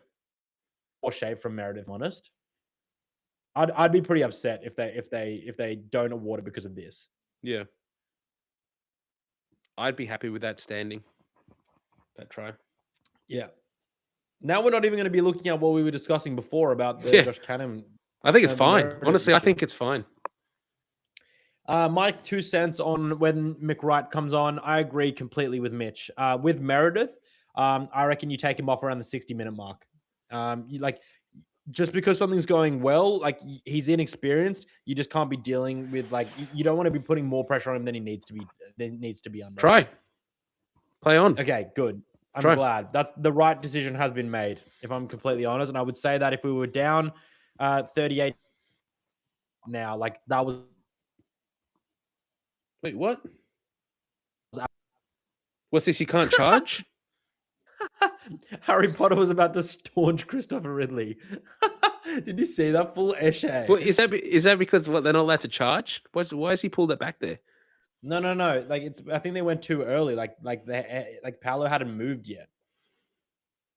Yeah, okay. Well, actually, under the laws, if you've done that wrong, you can't charge the tipped second the attempt. upright again.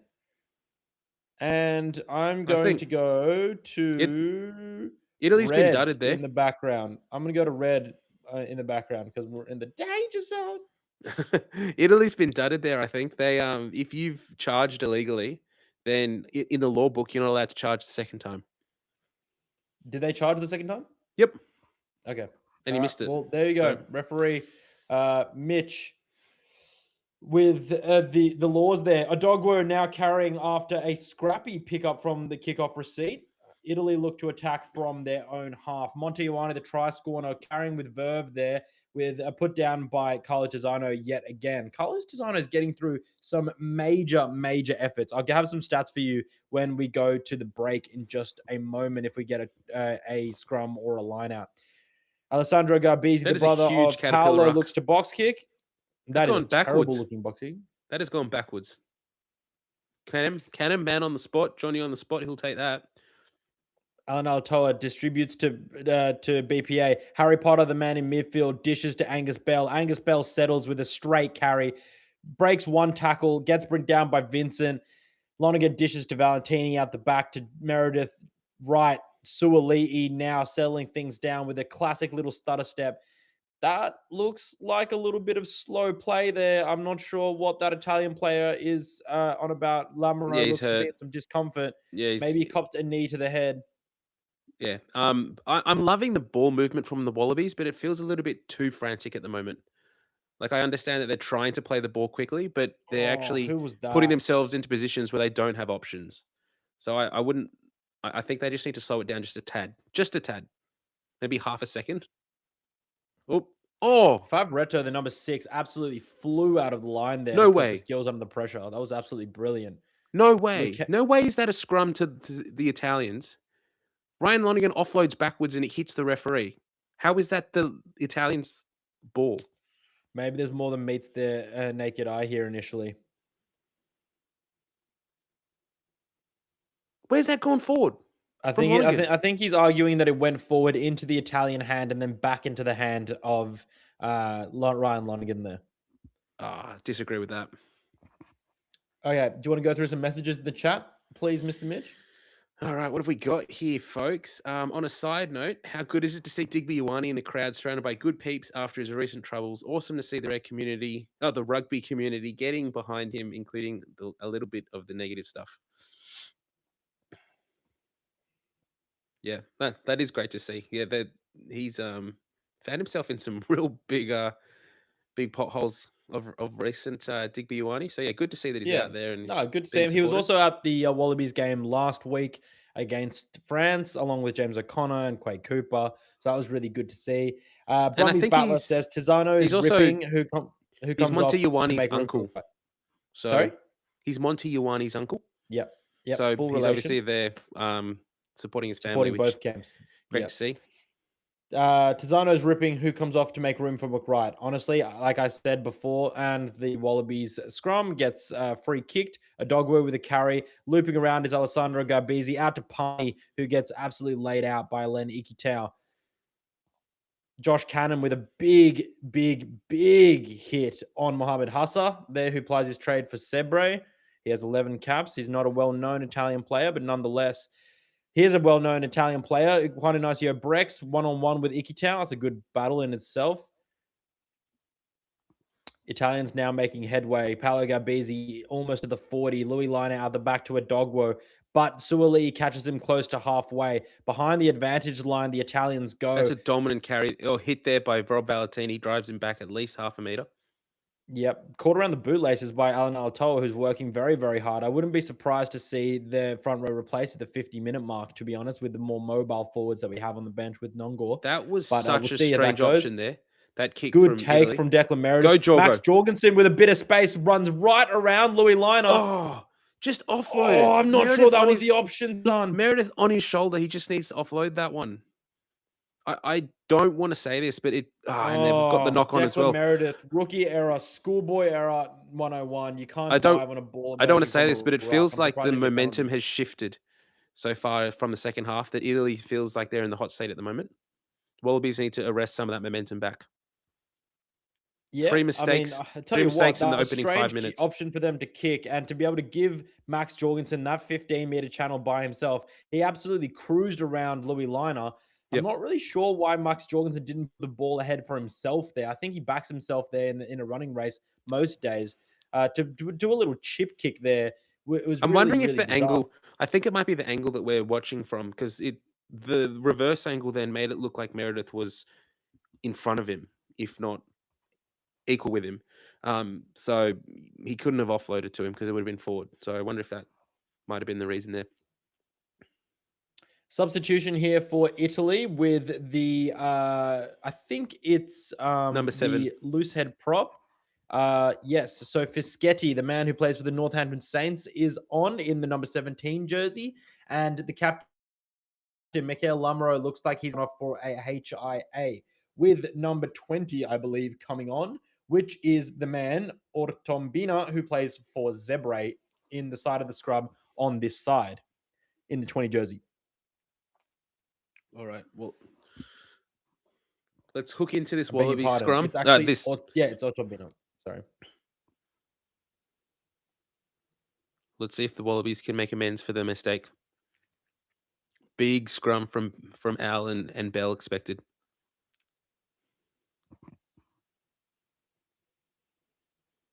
More gruel says not again. I'm sorry I missed that comment. They're flying in now, Mitch. We got to stay on top of these. I love this. Yeah, they're coming in. They're coming in. Keep an eye on it. Oh, we've got a full arm now. Oh, he's dropping the bind. Bell. Maybe it's Belly. time to bring the old bull on. He's getting absolutely done there. Getting by rinsed at the tight scrum. head Yeah. prop, Riccioni, who plays his trade for the Saracens in the English Prem there. Is shepherd a rugby term? Rugby is hard. Both sides didn't have intent. Yeah, shepherd is a okay, rugby term. I'm pretty sure it's even in the law book. So it's a farming term as well.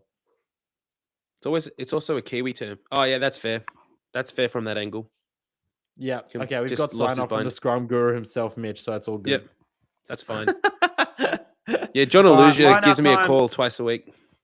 Josh Canham, Jeremy Williams, Harry Wilson want to make sure they disrupt some of this. They need to get someone up. Oh, Jeremy Williams, so close to be that able to was get a hand very to that. flat. That ball was flat from Ignacio Brex to Odogwu. Inside ball there coming. Great read there from Joseph Akuso Suoli. we've lost it. That down. They've lost it. Carlo Well done. Tizzano's won that, and Yeah. Christopher Ridley rewards Carlo Tizzano with a penalty. It's Italy too Full slow on. to roll out of that, and Paolo Garbisi has to walk away with his head hanging because he was actually orchestrating that entire attack, but not to be. Great defense from Joseph Akuso Suoli. What I'm actually noticing, and I was going to mention it a few minutes ago, but what I'm noticing, look, particularly, you see what I'm saying there? Like, it's just such a clear lift. Christopher Ridley, as soon as he sees that obvious and clear lift, well, with he's no won hands the ground, he's he won the rewards it. he's won the clean out, like he won the jackal there. But what I'm seeing from the Wallabies, and it's pretty evident that they're going hard at the jackal. They're going hard for the pilfer. And what has probably been not working for them in the opening few minutes of this second half is that there's too many players that are going in for the pilfer. Like in one ruck over on near halfway, there was 3 guys that went in there for the Wallabies going for the pilfer. Like, you just want one of them in, and the other 2 should just either get over the top and drive out. So, obviously, it's something they've spoken about, getting on the ball quickly. It worked there by Carlo Tizzano actually stealing the ball and, oh, that's a slap down. No, that's a slap down. You can't slap out. That's a full-on penalty. Lonergan is having a word here, and I'm sure he'll That's got to be a Harry full-on. Wilson to be able to have a word. Because that's got to be a full-on. You can't slap out from a maul. That looked pretty Machiavellian there from the Italian player coming through. Not sure I fully agree. Is he saying that it was still in the maul, so he's allowed to rake?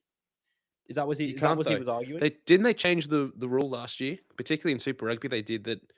I think it even happened in subbies and sort of community level. You can't reach out from a maul or a ruck to attack the halfback. We've got a new member in the chat, N9876-EBX. That's not really a name that rolls off the tongue, but welcome. I've seen you comment on some of the Off the Ruck videos. You're very, very welcome. And he agrees with your momentum shift comment there, Mitchie. So good to hear that. Thank you. Very little scrums tonight. Well, you're about to see one now, Underdog News. And the Wallabies are lucky if they don't get pinged for pushing early here, to be fair. Scrums are he actually breakfast. Did him for Italy for not putting it in the scrum early enough. Valentini surges into the 22, just on the 15-meter line on the right-hand side. Canham follows up with a strong carry. Williams, good clearance. Lonergan out to Harry Potter, looking for work, and he's been oh so busy all game. Lonergan, quick dish to BPA. Now heading over to the left-hand side, 15-meter line, back in field into center field through Jeremy Williams. Ryan Lonergan looks back to the short side. BPA out the back to Lenny Kitau. Puts on some footwork on a dog boost. Slips out up towards the 5-meter line here for Lenny Kitau. Valentini goes short side, one-on-one with Liner, and he wins that contact. Wilson goes short side as well. The Wallabies desperate to score another try. They've been kept scoreless for a while now. Lenny Kitau goes for another surge. He gets wrapped up well by the Italian defense. Croc roll there for Carlo Tizzano. A fair bit of work here and manages to drive Carlo Tizzano back over the ruck. This could be a card here. Oh, he's going for for offside, but there's a croc roll on Carlo Tizzano. Does Christopher Ridley have a word with the Italians here? That's the real question. I think it's too soon for a card just now, but I wouldn't be surprised if they have a word. Is that Jack Maddox on the other touch? On the far touch?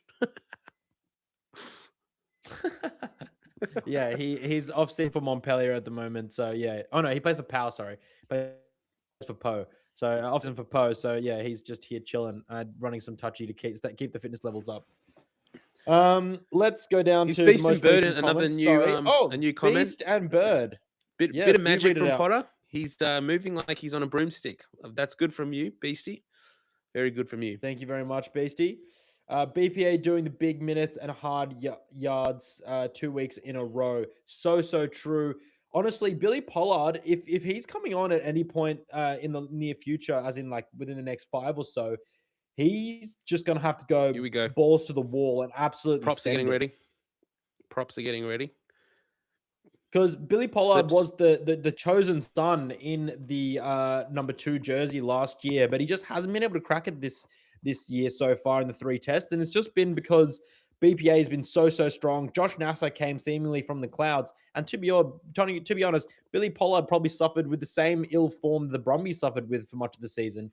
What are we waiting Slipper for? Looking very refined, very distinguished with his legs crossed there, chatting to Marty, the media manager there. Yeah, Marty Cambridge. Yeah. Good old Marty. What are we waiting for? Can we just play on? I think there was a bit of running repairs on Favretta there. Take him off. Replacement number 20. In Super Rugby, that would have been we play. With a heart. We play. Oh, Beast and Bird. What's the score? The score is 38-10. It is the 51st It was up before. Minute with 27 seconds, 28 seconds, 29 seconds, 30 seconds. The 51st minute, that is. Josh Canham's in. Oh, he's in for his third. That's a hattie. Josh Canham going for his third. Hat-trick for Josh Canham. This is huge. Please, if you know in the comments, give us the data. When was the last time a lock for the Wallabies scored a hat-trick? This is absolutely sensational. And for the gentleman who asked earlier, it tongue-in-cheek or not, Is Canham the second most important lock in Australian rugby right now behind Will Skelton? I think we are firming up on that answer right now. What do you think, Mitch? Yeah, no, he's been exceptional this game. You don't score 3 tries from having a crappy game. So yeah, really good performance. He's doing his job with line out and set piece as well. I mean, the Wallabies scrum's been a little bit off tonight, but that's not coming from the second row. That's more issues that bind from the props. So he's doing well. We're going to a green light now in the background for me Oh, because it's a Wallaby green. You're going Scrumbags green. I love it. Okay, I'm going orange just for that. No, I'm kidding.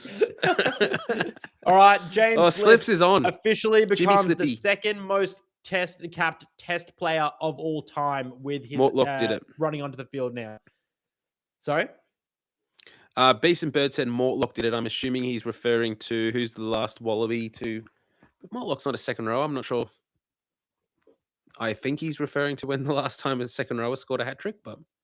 Yeah. I'm not 100% on that. Has a lot... Yep, Brummies Battler, I'm with you. I don't know. Has an Aussie lock ever scored it? I'm sure if you asked Justin Harrison, he would have told you he scored at least 6 hat-tricks in his career. And probably 4 of them were against the Lions. Okay, more Gruel asked the exact same question as I did. BPA seems to grow a foot at test level. And you know who else does? Harry Potter. I'm just going to keep harping on that line. Not the greatest exit from the Wallabies there from the kickoff, but you know what? It's better than the ones Lucchese's been dishing up. So let's see how we go in this line out here. And I think slow to get off the ground for Wilson with the we need to also just reach. We just need to call out that James Slip has broken another record. He's the second most capped international player ever, behind Alan Wynne-Jones. So 154 test caps is for James Slipper, who got on today. He took over from Sam Whitelock, who was 153. So another night to celebrate Mr. Slipper. I'm going to say 2 share. Yeah, actually, big clap to James Slipper. I did mention that earlier, but maybe Mitchie was talking about something or thinking about something else at the time. Cesano ripping. Yes, he was Brummies Battler. And Beast and Bird, he does have the word lock in his name. So, you know what? On a technicality, I'm going to give you that just for bands. Let's honestly talk about what needs to kind of be done now, Mitchie. Where are you seeing the Wallabies perhaps succeeding? Where are you seeing them not doing as well? I would be surprised to see a Ryan Lonergan come off in the next 10. He's been playing so brilliantly. He's been nailing all of his detail. He's been really driving around this team with good pace. So I don't see that change being made. The Italians have made some changes, though. I just want to shout them out. So number 21, Fusco from Zebre is on in the halfback position for Alessandro Garbisi, and Paolo Garbisi, the number 10, is off for the number 22, Dare, who also plies his trade for Zebre. So the Zebre combination at 9 and 10 now in the 21 and 22 jersey for the Italians. Here comes Miles, debutant in the number 19 jersey for the Wallabies from the Waratahs Club in Sydney or New South Wales. And Billy Pollard looks like he's also getting ready to come on as well. I think, just going back to your question there a second ago, Fergo, I think I would love to see the Wallabies actually make some changes. I think at this point, 38 to... I need to update that scoreline. It's 45-10. Apologies. I'll update that in a second. But with a 35-point gap, I don't see Italy scoring that many points from the way they've played. Juan Ignacio Brex absolutely cruising through the Wallabies defense there, right outside the Wallabies 22. Italy are inches away from the Wallabies 22. Now they're attacking through the likes of Fischetti, the Northampton Saint. Josh Canham wrangles him in eventually as they breach the 22-meter line there. They go out the back. Juan Ignacio Brex out to Dare, flies the ball over to Pani, who Declan Meredith manages to drag down roughly 18 meters from their own line. The reserve hooker, whose name is Dimchev, carries the ball deep into the Wallabies 22, but they've knocked it on. Josh Canham distributes to Joseph Kuso, passes to Tom Wright. They're up towards the 40 now. Harry Potter cruises past the halfway. Tom Wright's inside of him. He's managed to stay in. He needed to give that ball, but he stays in. Not that way.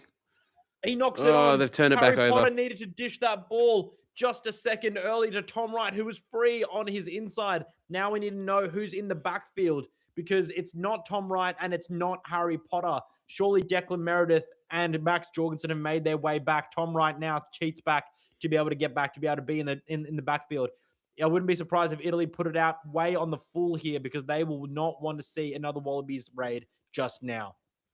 Yeah, it looks like we've What got a missed Billy opportunity Pollard there, and Mitch. Miles Matacera coming on here. Well done to Miles. Gets his debut for the Wallabies. Well done. Yep, congratulations, Wallaby number Miles. 998. We're 2 away from the 1,000th Wallaby. Maybe that would be a question for the chat. Who will be Wallabies number 1,000?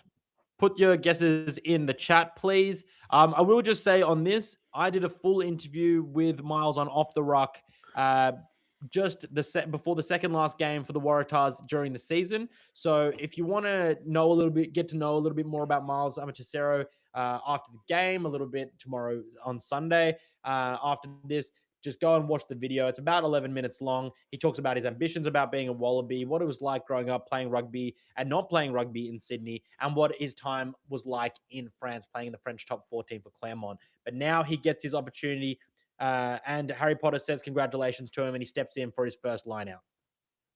Yeah, and they've gone quickly at the front. Just harping quickly back on the point that you made probably a minute or two. Joey. I'm a second behind you, but that You was are.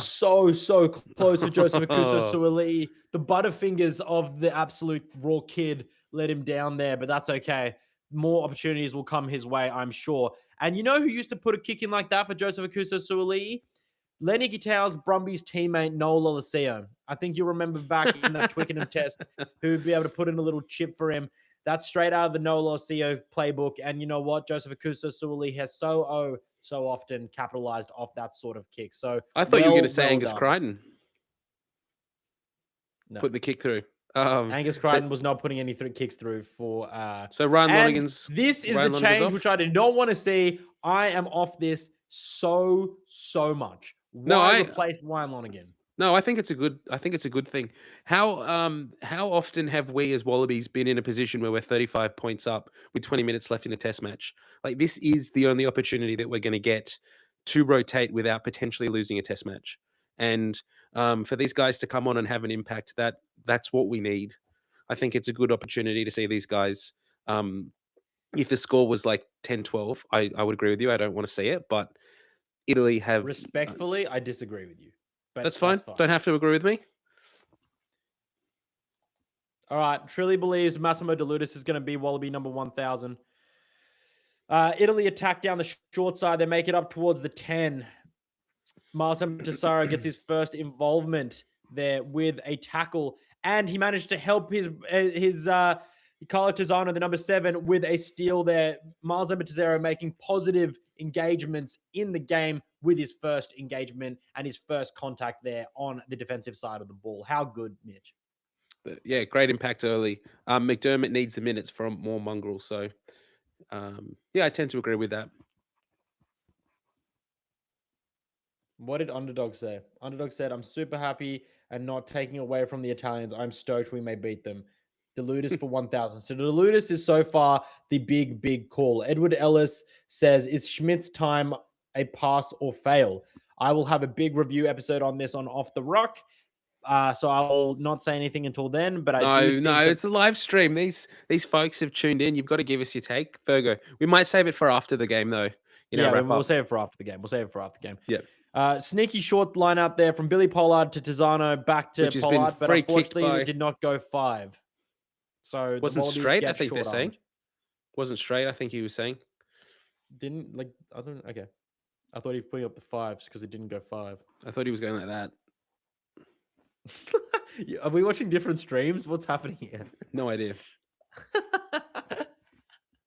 What's going on here? All right, 59th minute, 45 seconds, 46 seconds, 47 seconds. The Italians kick up towards the Wallabies side of halfway. I think it's up around their 29, perhaps. No, that's like the 34, 33 meter mark for the Wallabies there, having a line out. Did that bounce? Because I didn't even see because it was a short arm. So can they kick it out on the full from there? Because surely that wasn't from the 22, was it? It was close to the 22, but yeah, it must have bounced.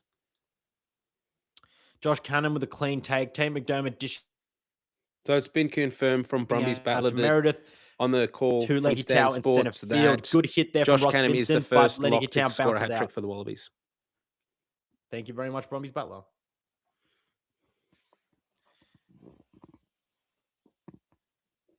Okay, so Ellis Park makes it a pass for me on Schmidt. That's what Brumbies Battler says. Confirmed on the call. Cannon first kick to score, lock to score a hat trick. Ellis Park makes it okay. A lot of people got a stock in Ellis Park win. Just before we get to the scrum here, a new person entering the chat. Welcome to M Lack Daddy 8622. Tate is a must. This has been a great game, but we have had a great lead, and now we can give Tate a full Finnish boy needs reps. Well, I don't know why Finnish boy is underlined. I'm not clicking that. I'm not clicking that. So that's a link, Fergo. You can click that afterwards. I'm not. The Finnish boy. Underdogs. I don't know where that's going to I agree. It's actually wetter than it looks on screen. I think there has been a fair bit of rain around, so I will give them a little bit of grace, but I agree it hasn't. Go, been Joseph. Oh, what an offload! We got Harry Potter. He's up. Go, Harry Potter. Gas him. Harry Potter's been short of gassing the people. 22. Give the ball this time, son. You can't do it all alone, nor do you need to. It's a team game. Whoa, Miles Amatissero absolutely rockets himself into the contact. Get up, Miles. There's got to be a warning now for Italy. They've given away so many penalties in the 22. I don't even know if that's in the 22, to be fair. Okay, Well, Joseph, it was like on the 22. Joseph is such a chronic backwards runner. Like it's one of my pet peeves of his game, to be fair. Like he's just gone back 3-4 meters. Yep. So what do you think the Wallabies do here? Oh, McWright's getting ready to come on too. Do you go to the... Who is that absolute behemoth next to him with a headset? Wasn't that the guy we saw at North Sydney? He's like he's one of the coaches or managers or something for the Wallabies, but he looks like he could be playing second row for him. He's the lock. Yeah. There we go. 62 great minutes from Tizzano there. That's one thing as an Australian rugby fan that we definitely take for granted is how many good open side flankers we produce. We may not be able, we may not have like world class, I don't know, centers at the moment, but we've always got world class open side flankers.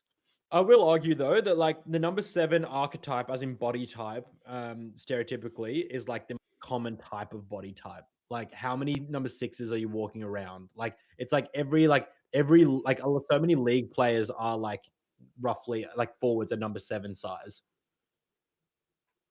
I think I mean that's not to discredit your point. It's more so just like that it's a more common body type than let's say a Taniela Tupou.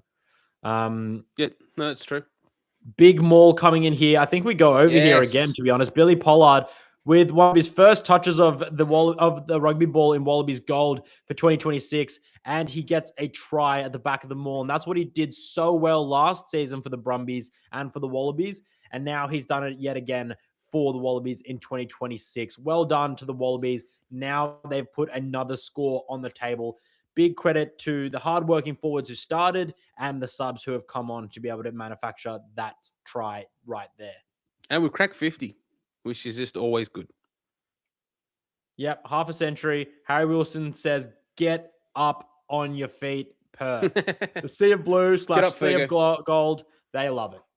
Get up, Fergo. Do your dance. Time for a TikTok dance from John Ferguson, folks. No, all right. You're gonna have to send some money in the chat for that. You're gonna have to super chat that to off the Ruck if you're gonna do that. We'll play some music for you. Here you go, Fergo.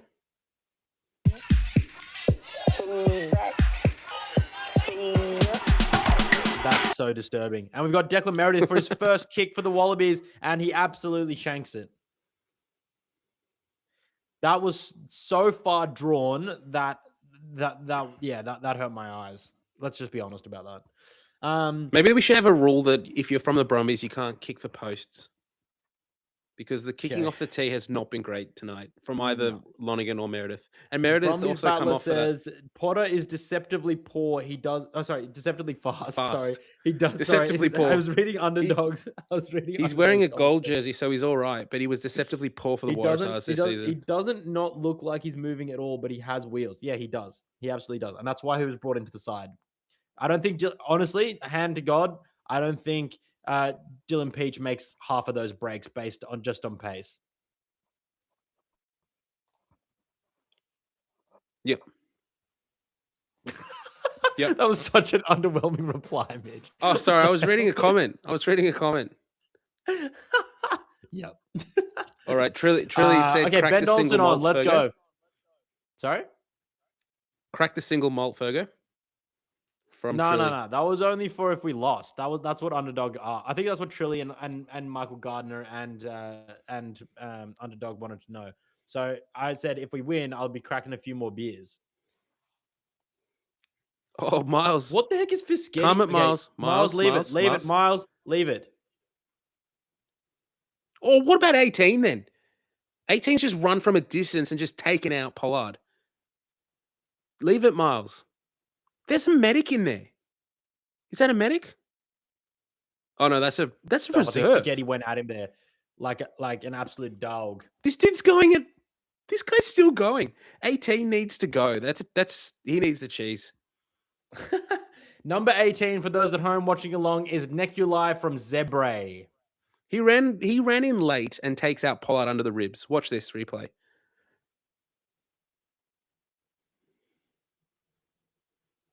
So there's Pollard. Watch him fly in now. Oh, there's even a trainer in there. Oh, there's a punch. There's a punch thrown from the reserve. I actually think that's the guy who started. I think the guy in the reserves jacket is Riccioni from the Saracens. I need to hear this.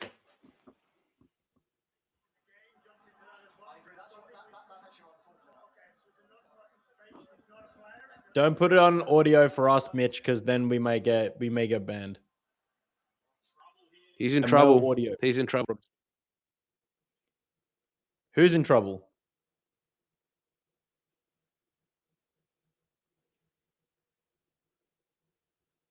They're looking at number 18 for coming in. He's not a player on the field, and he's got involved in the scuffle. Yep. Not 18, sorry, the prop there, that guy. Yeah, Riccioni. Yeah. So he's in trouble. Red card to the reserves, player Trilly reckons.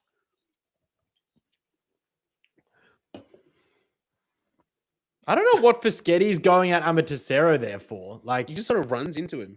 Yeah, he just kind of pushes him for no reason. See, there's 18. You saw it then. He, like, so late just comes into Pollard's. That's so stupid. Why would you get involved? That is so stupid. I mean, what's a red card going to do? Do they lose a prop on the field? What happened to you? I'm going to hear what they say. All right, mute yourself. Listen up. This is a classic Italian. So much passion from Mlac Daddy. That was hectic from Underdogs News. Red card to the reserve player from Trilly. Bench player with the overhand. Red card to Riccioni.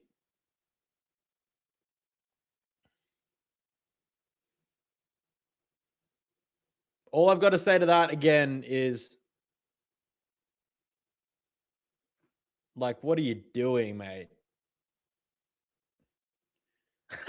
That Wallabies fan's absolutely giving it to him. Get out of here. Yeah, Underdog News says absolute cluster F word. Straight red, Brumbies battler. Is this a first from Trilly? I personally haven't seen it to a reserve, but maybe someone in the comment section can enlighten us.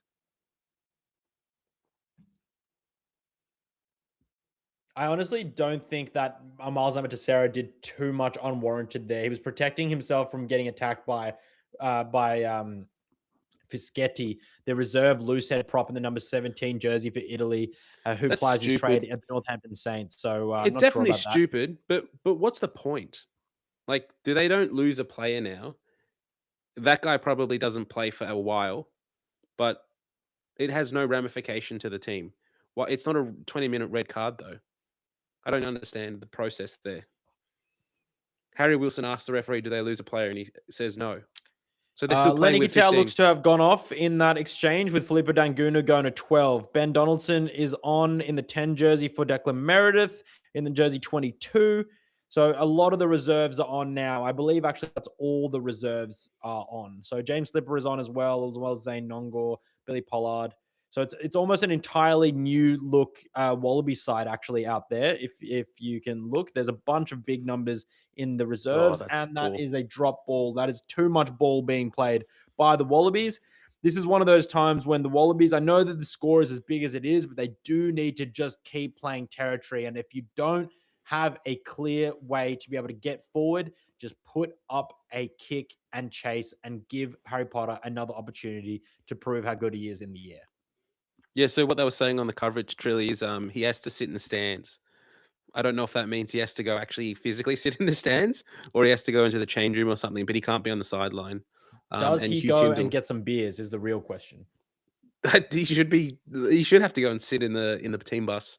Nick White on the Wild red bench card with for Lenny someone wearing a Gitau. trackie. Has Filippo always been such a unit, Fergo? Yeah, that's certified. Ever since he was the under-20 Fijians national soccer team's Goalie? goalkeeper, Yep. he's been a unit. Yep. So if you didn't know that fact, Filippo Danguni was a very talented goalkeeper, played at the national level for under-20s, and then he realized that he was really good at whacking people with the ball, not just saving goals. So now he takes ribs instead of taking names on the soccer field. Taking shots. First scrum here, I believe, for the Wallabies with the entirely new front row. So let's see how this goes. The Italians also have their new entire front row as well. So let's see how this goes. Fischetti against Nongor is a great matchup, actually. Early engage there from Italy. The Feel scrums like have that been a was a bit of dog's a breakfast G-up. tonight. Like Absolutely. neither team has made has got ascendancy there. It's like I feel like 60, if not more, of our scrums have been resulted in a free kick or a full on. Yep. Absolutely. Alessandro Garbisi is now back on the field. He went off for a while. Maybe it was for HIJ check. Back now. Juan Ignacio Brex dishes to a Dogwo who steps outside and slips the tackle of Filippo Dangunu. And he may be poor by unit. I Lipo. tell you what, Filippo Dangunu has been missing way too many important tackles so far in his Wallaby Gold stint in 2026. He looks so much stockier line. with headgear on, doesn't he?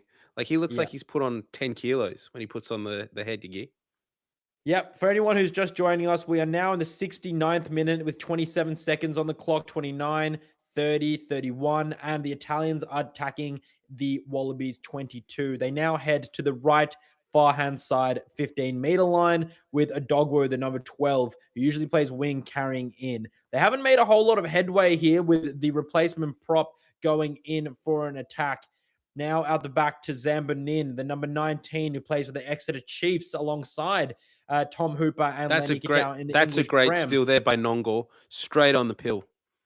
Straight on it. Lift us like we spoke about before. He really wants to see that obvious under the ball lift with both hands, and he rewards it pretty quickly. So I think he's been pretty consistent with that. So I must applaud Christopher Ridley, their referee, with being consistent with his ruling, both tonight as well as what he was delivering a little bit over 12 months ago against Argentina, when was the last time that he refereed a game. That's a great touch finder by Dono was there as well. He gave us an extra 5 meters than what Deck Meredith was giving us. Yep. HIA here. Is that a HIA check? I do believe so. So who do they bring back on is the question. Bell. Has to be Angus Bell. Angus Bell thought that his night was over, was ready to put his feet up, but no. Angus Bell was getting ready to hit someone in his tracksuit. Ding, ding. He's like, bring it over this way, boys. It's on. He's back involved. All right, line out throw here from Billy Pollard to Josh Canham. He's nailed that one. Clean ball to McDermott, who's found his way into Potter in the center of the field, who's offloaded to Donaldson. Tom Wright, a little bit of razzle dazzle. Can we just get out? Can someone just carry? Just take this hit and clear. Okay, Donaldson needs to do way less. Donaldson, can we kick? Joseph Akuso Suaalii slips the tackle of not one, but two Italian players, gives it to Fraser McWright. Now, this is when Tate McDermott needs to take control of what the heck is going on and set a ruck here on the 15. Good carry by Miles Amatisero. And Tate McDermott needs to box kick this. Morgrul reckons God Slipper that should he's stay going to that. retired. That's harsh. Dude, Morgrul's taking names tonight. I respect it, but he's taking names. So who? Max so Jorgensen Morgrul gets then? up, bats it back, but does not collect it cleanly. Joseph Slipper Akuso stays retired, who Suaalii takes managed his to swoop spot? on the ball.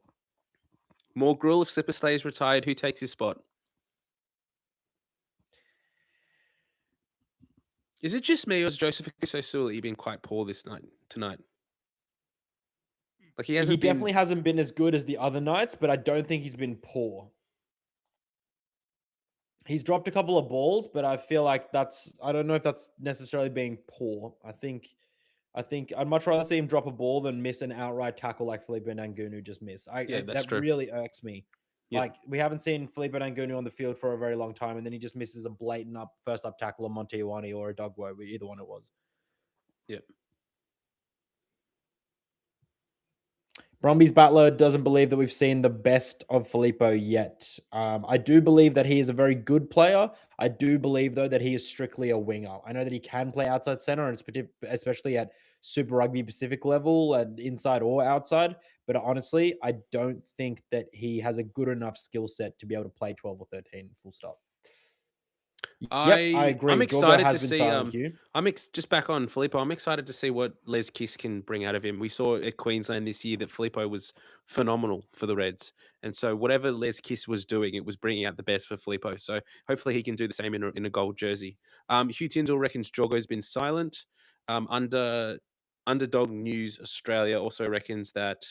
Wrong one there. That Jorgo has been Joseph Akuso Suaalii, he's been silent, if not poor. So the verdict seems to still be out on Akuso Suaalii there. Considering he's the highest paid man on the field, the expectation is obviously a little bit higher on him. Yeah. I think honestly he's been the best back for the Wallabies in the last two tests, alongside Lennox Utau.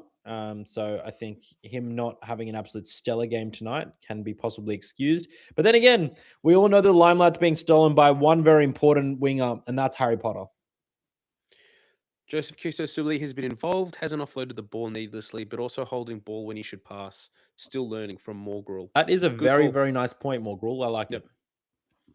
Yep, it's fair. It's definitely fair. All right, so the Italians have a maul inside the Wallabies 22, but the Wallabies look like they have this handled by shifting it over towards the 5-meter touchline. The Italians are only a meter or so away from the line, and now they are over. It is the reserve hooker who has scored, and that is none other than Dimchev, who plays Colomers in the Pro de Deux in France, who gets over for the Italians for their third 5-pointer of the evening in the 74th minute and 30 seconds. It's 31, 32, 33, 34, 35.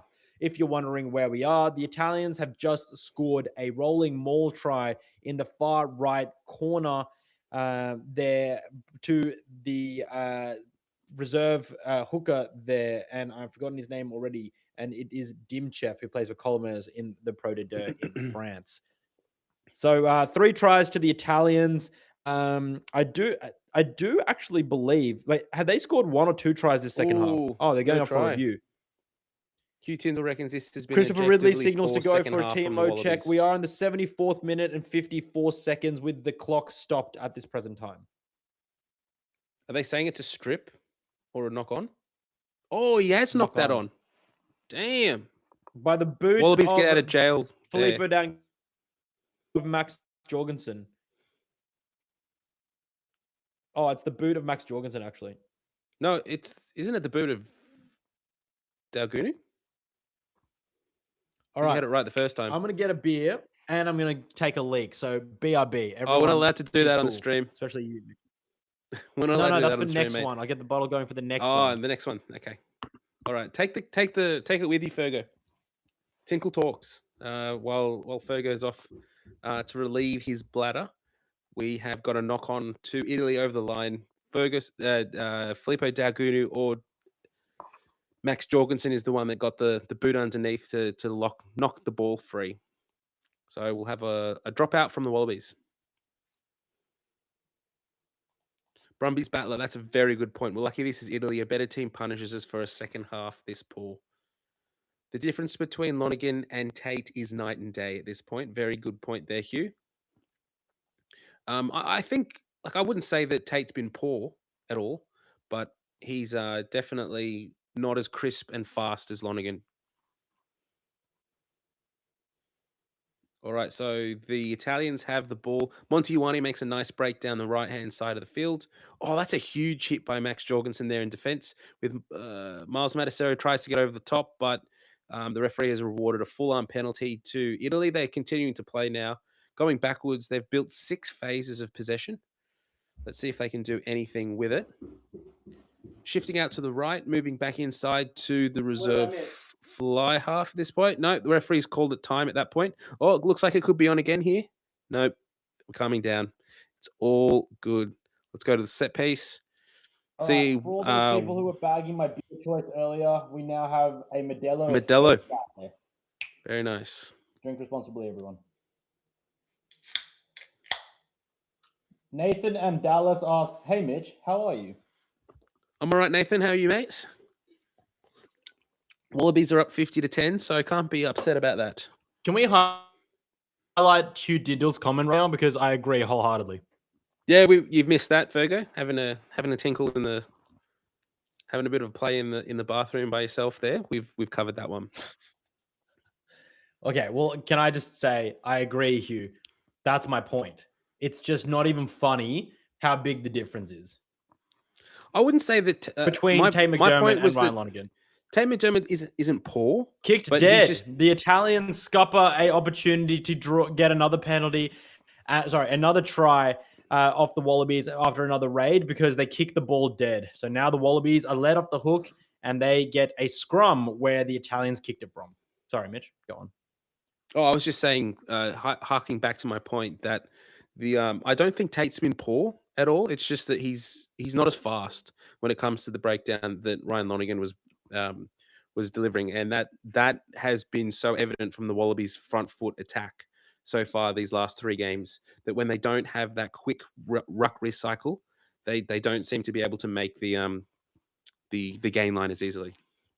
Did you touch on Hugh's earlier comment, which says this has been an objectively poor second half from the Wallabies? Yep. So I totally agree. And I actually think that when you introduce a debutant like Miles Matasero and 2 players that haven't played at all with the team until now, like Zane Nongo and Billy Pollard in this particular season, and Harry Potter, and then you put Felipe Dangunu at 12 alongside Ben Donaldson, there are so many new combinations and new players that are playing the system for the first time in a game setting that I'm not surprised.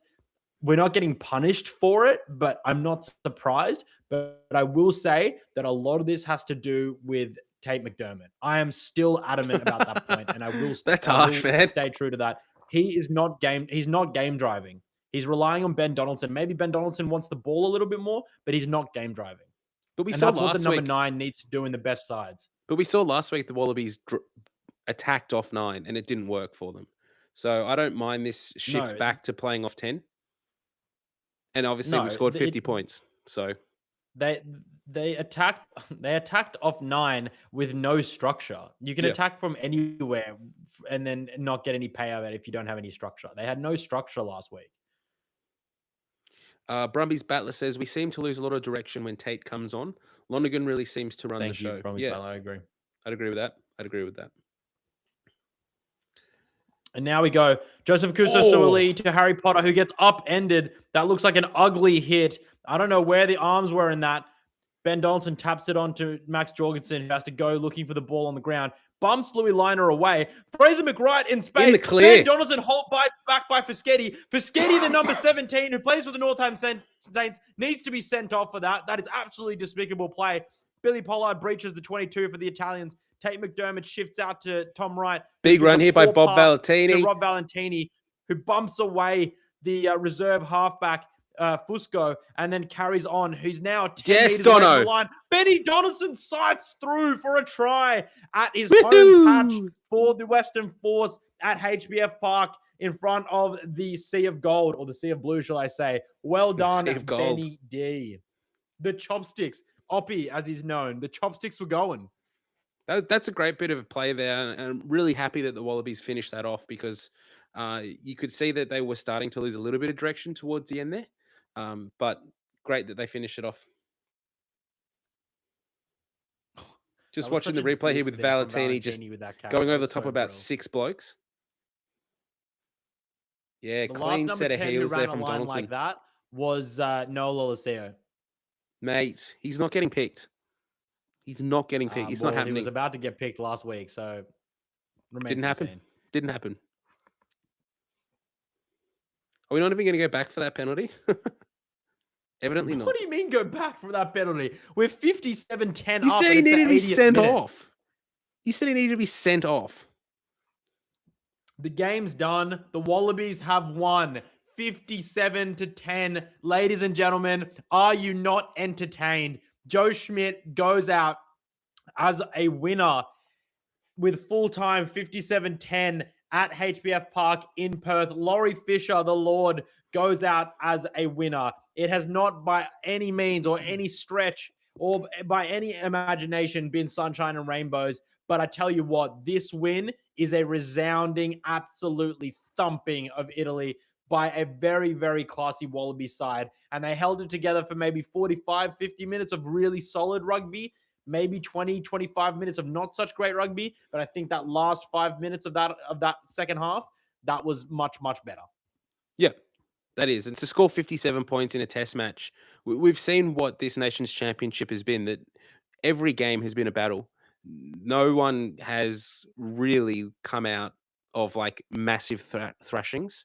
And so this game was there for Italy. The fact that we've scored 57 points against them, the way they played last week against the All Blacks at halftime, 14-10, they were really good in that opening 40. And they put a lot of pressure on the All Blacks. So the fact that the Wallabies have turned things around, scored 57 points and kept Italy to 10, that's a massive turnaround from the Wallabies. And we've got to be happy with that. Okay, let me rattle off some stats for all of you guys. So, because I know that we said that we would do some stats at some point.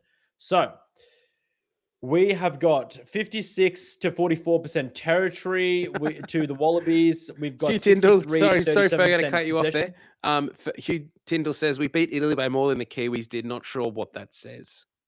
It says absolutely nothing because the Italians didn't have their coach on the game day and they didn't have Tommaso Menicello either, as well as Thomas Allen at the fullback, as well as missing some other key players to injury. So I would say it doesn't say a whole lot, unfortunately, but I will nonetheless say that that is a good thing to know and that we can rub it in the face of the All Blacks at some time. Just going down the stats as well, 100% scrum percentage, 89% line-out win rate for the Wallabies, 88% scrum win rate for the Italians, 82% line out for them. Post-contact meters, the Wallabies won by a whopping 205 meters to the Italians' 94, although they did carry double, so it's not as much, but they did win more. They did get more per carry, I do believe, maybe just by like 10 or so centimeters, not by a whole lot. Turnovers, 7-5 to the Wallabies, 13 turnovers lost, unfortunately, and only 10 to the Italians. So something for the work on for the Wallabies there. 7 penalties. They conceded 12 in the first match. They conceded 5 against France. 7 is a happy medium. And the Italians conceded 12 with 1 red card to Riccioni, the reserve. The starting tight end prop. The Wallabies tackled it 91%, missing only 11 tackles and making 112, whereas the Italians missed 35. And they also made 86% of their tackles. The Wallabies kicked 15 times and the Italians kicked 13 times. Not as many as I thought from either side, but I will give the stats a break now until we chat a little bit more rugby and to those in the comments. And then I'll be able to give you some individual stats where we can go through those if you want to ask me about those in the comments or also here on the chat, Mitch. Cheers to that, everyone. Cheers to a win, by the way. We've got some comments that have come in. from some fans. So we might jump through some of them before we dive into some just of our thoughts of the game. So Trilly7914 says, yeah, we'll win the Bledisloe this year. I really hope that's tongue in cheek because we don't talk about the Bledisloe this time of year. N9876E87 says, that was better than Stan commentary. Let's do it again. Thank you. We enjoyed it. Oh, We thank thanks you so much. for That really means a lot. for tuning in with us.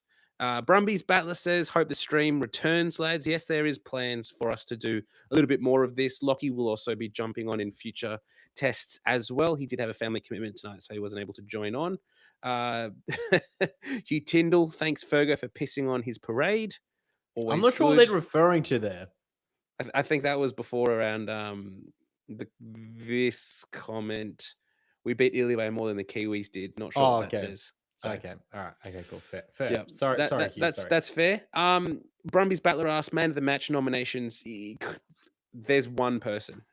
It has to be Josh Canham, right? Harry Potter. Josh Canham. How many tries did Potter score? Oh, mate, he looked pretty good. How many high balls did he catch? More than Dylan Peach and Max Jorgensen have caught in both the other 10. You're a bit... Okay. Josh Canham, and then second, Harry Potter, and then third, Ryan Lonergan. No, it's got to be Josh Canham. You don't. The first time a Wallabies second rower has scored 4 tries in a Test match. No, he deserves man of the match. Clear that up. Mortlock. He's not a second rower, mate. I'm kidding. And Underdog News Australia, second half was rough from both. Great result as an Aussie, but it descended into a rough and ready game. That's a good little segue into, I think, let's talk, Fergo, our immediate reactions from this game. Obviously, we've come into this one 0 from 2 so far in the Nations Championship. This is Joe Schmidt's last test as head coach. Joe Schmidt's coaching team is also leaving. Les Kiss takes over from Monday, I assume. Tomorrow, maybe. Who knows how that's going to work. But he's got a result. 57-10 is the final score. What's your initial results? And if you had to give the Wallabies performance a rating out of 10, what would you give it? My initial takes on the game is that it was a really, really, really good first half. Not only is made attacking probes and actually came away with points, but it's because the way that they tried to go about the footy that they got into the 22 and then got their opportunities to score the points and to put themselves in positions to score. So they played territory well. They played it better than they had previously. They attacked from their own half, but when that didn't work, Ryan Lonergan said, okay, I've had enough, and then kicked them out of trouble. It was just really, really phenomenal. And then the likes of Harry Potter managed to catch high balls, put them back into territory positions. But then also Harry Potter made a lot of great scything runs, and just being able to get that 1 or 2 or 3 extra meters over the gain line meant that the Wallabies could build on that sort of pressure and then to be able to milk penalties out of Italy. And it just means that they got 5-meter lineouts, they got 10-meter lineouts, they got 15-meter lineouts, and then they scored tries off the back of that. I still think that the Wallabies scored their tries from a lineout or a scrum in the 22 after far too many phases. If you look at Ireland, even against the All Blacks, they did it in like 5 or 6 or fewer phases. We need to get to that stage because I feel like every time we do this, even when we do get into the 22, it's like 10 phases plus or 8 phases plus. So I think that really, really good first half. Second half, I think it felt a lot, it became a lot more unstuck because of all the changes that were made at rapid succession with a bunch of players that actually haven't played Test rugby this season together before, like Zane Nongor, Billy Pollard, Miles Lamatasero, just to name a few. Flippin Nagunu at 12 with Lenny Gitao at outside center. But I do really think that we need to be able to be fair income about it and say, yep, we didn't get punished for making all those changes because Italy weren't good enough. We'll touch on them in just a moment. But I do also think that that is a really valuable lesson. That last 5 minutes, which I touched on earlier in the match, where Ben Donaldson started to settle down into his role a little bit more and the other players started to play their role a little bit better. I think that's what's really reassuring. But it's clear as night and day that the actual disturbing factor, or the thing that disturbs the Wallabies' momentum, is that big change of substitutions coming on from their natural rhythm that they had in the prior 45 or 50 minutes where they were untouched by reserves. Yeah, and I think what's good from my perspective at the Wallabies, even though, like you highlighted there, Fergo, that Italy didn't punish us for the mistakes that an Ireland or um, a um a France would. The fact that the Wallabies still were able to score 57 points and make those changes is a massive thing. It's can you see me? There's True. comments coming in I can saying see you. I can see Underdog me. cannot see you. Not sure what's happened there. So let us know. I can Can see you you. see me? I can see me. I can see you. Okay, uh, so Jack O'Rourke, welcome to the chat. Jack O'Rourke, good to see you from. I know you from X or Twitter, formerly known as Twitter. What changes, if any, will Les Kiss make to the side? What playing style will be introduced? We'll do a full pod on this at some point, but I'll give you a quick 2 cents here, as well as Brumbies Battler saying LSL and Noah get called in. I think that's replied to that point. And more Gruel says Potter set the tone early for the team early on. I do think that Les Kiss brings in Lukan Salakaia-Loto for sure, first name on the list. I wouldn't be surprised if he brings in Rabs at some point. So that's James O'Connor, just for a little bit of stabilization. I'm not sure he's as high on the Declan Meredith train as Joe Schmidt might be. yep. And then I think he's a really big Joe Bryle fan, and I wouldn't be surprised if we see him in and around the squad, but I don't necessarily see too much more around the squad being changed. Honestly, I can see Lucan coming in, perhaps Shaw dropping out, perhaps, or maybe they just add another second rower and they don't bring in another back row or something, or maybe they drop a prop somewhere or something like that. But I do definitely see Lucan being the big name, the big mover.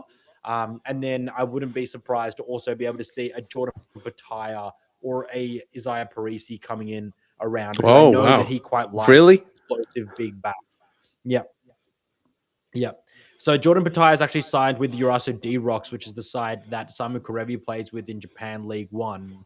So I wouldn't be surprised if Pataya comes in, because I know that Les Kiss and he have a working relationship, having had some conversations already. So we'll see. But I definitely think Lucan is the first name on that list to be brought back for Les Kiss. What about you, Mitch? I think I don't expect to see a heap of changes. I think if one or two, maybe. I would not be surprised if James Slipper doesn't continue with the team in this next period, particularly before the Northern Hemisphere tour or the second half of this Nations Championship. I don't know what his contractual agreement with the Wallabies and RA at this point is, but I wouldn't be surprised if he says I'm choosing to just play the domestic tests and not travel.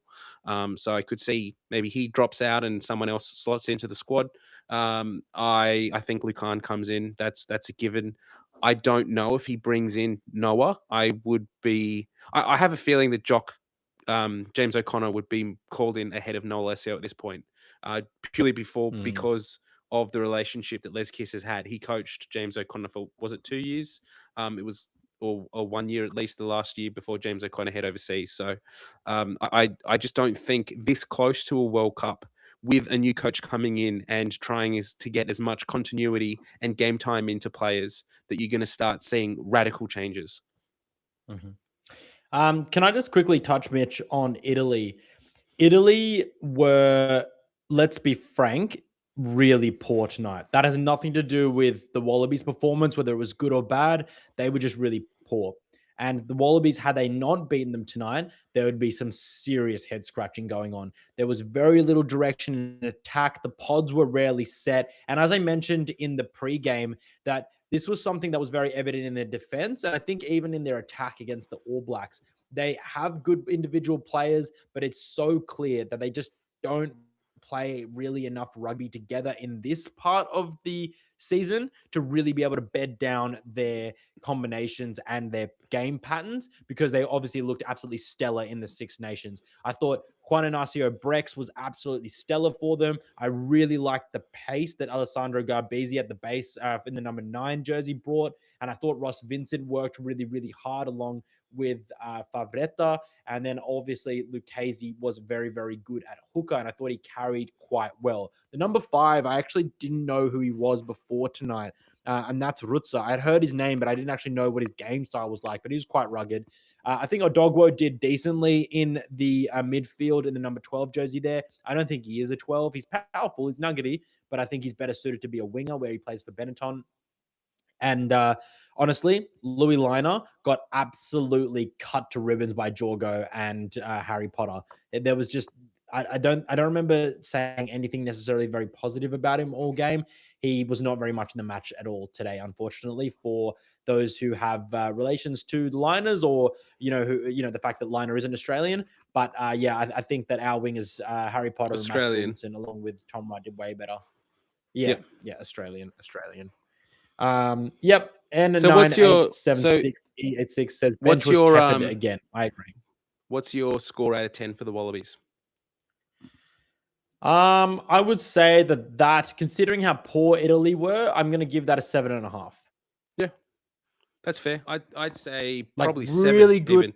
point scoring, really good to only keep them to 10 points. But I do think just Italy were that poor. So I think a 7 out of 10, 7.5 out of 10 is Yep. decent. No, that's fair. I think I'd say probably 7. I agree with that. The fact that they were rarely troubled and they still leaked 10 points. That's probably something to look at a little bit. But I do think what was good from a development opportunity is I can't remember the last time the Wallabies had a test match where they were able to hand out caps or to test combinations without worrying about losing the game. Like even against Japan, where we still have to play our best team until the 70th minute. So the fact that they put themselves into a position to be able to bring on Donaldson, to be able to bring on Tate, to be able to bring on a Matasero, to bring in Pollard in for his first test cap of 2026, that's a positive because we just don't. Yep. We with the calendar that the Wallabies have, we play we play All Blacks, South Africa, Argentina. We have some massive tests coming up, and this game time that these guys get, and Tizano is another one. Like he played exceptionally well for 60 minutes or 65-ish minutes before he got replaced with McWright. I think we will start to see the effects of these substitutions. I know, Fergo, you were saying in the call that you would prefer to see them stick with that team and give them as many minutes as possible. But I think that if we do pick up some injuries, which we will on the spring tour, we will see that Donaldson coming in at this point and Meredith getting these minutes. Even though I hope not to see Meredith in a gold jersey again for a year or two, I think we'll reap the rewards of that in the future. Yeah, I think 3 points that I want to make. Number one, and first and foremost, thank you absolutely to everyone who tuned in to this live stream. It is so cool that we can sit here on a Saturday night and get the likes of all of you who regularly comment on all of our YouTube uploads and interact with us on X, or formerly known as Twitter, and other social medias. It is so awesome, and it's really humbling. And I personally kind of pinch myself to be able to sit here, to be able to chat with you guys and deliver some rugby banter, but also hopefully you guys see a little bit more of what I see in the rugby match when I'm watching it. But from me and Mitch, we are just really appreciative of you guys tuning in. It means a lot for the support that you've given us. So thank you so much. Yeah, and like we want to do more of this stuff in the future, and so this is sort of our first. This international block is our first toe in the water for that. Lockie was joined with Dane Sherritt from Kick On Rugby for the Wallabies Island game 2 weeks ago, and then this is we weren't able to get a call up last week, and unfortunately with that early kickoff, but this is our second opportunity to do a test match live. So we're hoping to do some more of this in the future. So thank you for joining us for this ride at this point, and more free sort of coverage of rugby. I think the better in the country, because it's so hard to spread the gospel at times. I know we put a lot of effort into it, Fergo. I know you do, and sometimes that's for not a lot of reward, but to be able to do stuff like this and see the community that we're building and see the interaction with fans and that you've got similar thoughts to us is awesome. Hugh Tyndall, he's off. Thanks for hosting, No, Fergo and it Mitch. really is. Thanks for all the chats. See you next game. Appreciate it, Hugh. Always great to have you involved in the rugby community. Fergo, I am Absolutely, conscious yes. of time. We've been going for about nearly 2.5 hours. Stan's coverage wrapping up. These blokes are getting paid for it. We're not. Any last thoughts that you wanted to say before we sort of wrap things up and jump off the stream? Yeah, I think I just wanted to say, to Jacko Rourke answering his question, the midfield chips to Jas didn't come off necessarily, but I do think there's something we need to continue. We touched on that absolutely. I just want to rattle through some stats to finish off, actually, just from the players individually here. Lenny Kitao carried 15 times. Josh Cadham carried 15 times. Carlo Tizzano carried 14 times. Line breaks 4 by Harry Potter, which was a game high. Jeremy Williams made 2. Tom Wright made 1. Ross Vincent made 30 tackles. That has got to be a record of some sort at some point. Giulio Marini made 25. Gianmarco Lucchesi, the hooker, made 21. Turnovers lost. Ryan Lonergan lost 3. Max Jorgensen lost 2. Louis Liner lost 2. Turnovers 1. Carlo Tizzano 3. And then dominant tackles, Max Jorgensen 1, along with side Brandon Pangamosa and Alan Alatoa. And I think my final point on the game is that there were a lot of people that were fearful and doubting the rotations that were made and the selections that were made this week, and said, we can't win with our best side on the field. Why would we rotate? And I think that Joe Schmidt, I know that we've said the things that we've said about the Italian side not being great, but Joe Schmidt has been absolutely vindicated in making these changes. And I think each and every single one of them, so that's all the way from Brandon Pangamosa starting, and to the likes of Carlo Tizzano starting, Harry Potter starting, Meredith retained at 10. All these decisions, along with Miles Amatisero coming on the bench for his debut cap, have all been vindicated. I thought they all did brilliantly, and it was just so good to be able to see some more Wallabies get some more minutes, and for a new debutant to be able to step onto the scene. Yep. No, very well said there, Fergo. I think a lot of people would love to hear us talk about Joe Schmidt. Obviously, if you're tuning into the Stan Sport coverage at the moment, they're speaking with Joe and sort of looking over his tenure as Wallabies coach. Probably not the time right now to dive into that. We are conscious of time. Definitely not. Lockie and I are recording a pod tomorrow afternoon, so we might put a post out tomorrow morning to get your thoughts on this game and to Joe Schmidt, because that'll be a big talking point. Fergo, I'm sure you've got content lined up this week to overview the first few Absolutely. weeks of Tomorrow Nations morning. Champs and Joe Schmidt, this test, all that kind of stuff. Yeah, I think I'll just say a big thank you to everyone for tuning in. Like we said, the numbers are slowly dwindling off, so thank you for everyone for joining us, and tune in. Make sure you're subscribed to all of our channels, X, Instagram, the podcast platforms for Scrumbags, the YouTube channel for Fergo, because we continue to put out content, and this is the first of more to come. Yeah. So thanks so much, guys. Have a good evening. Thanks for joining us. We'll see you next time. Bye.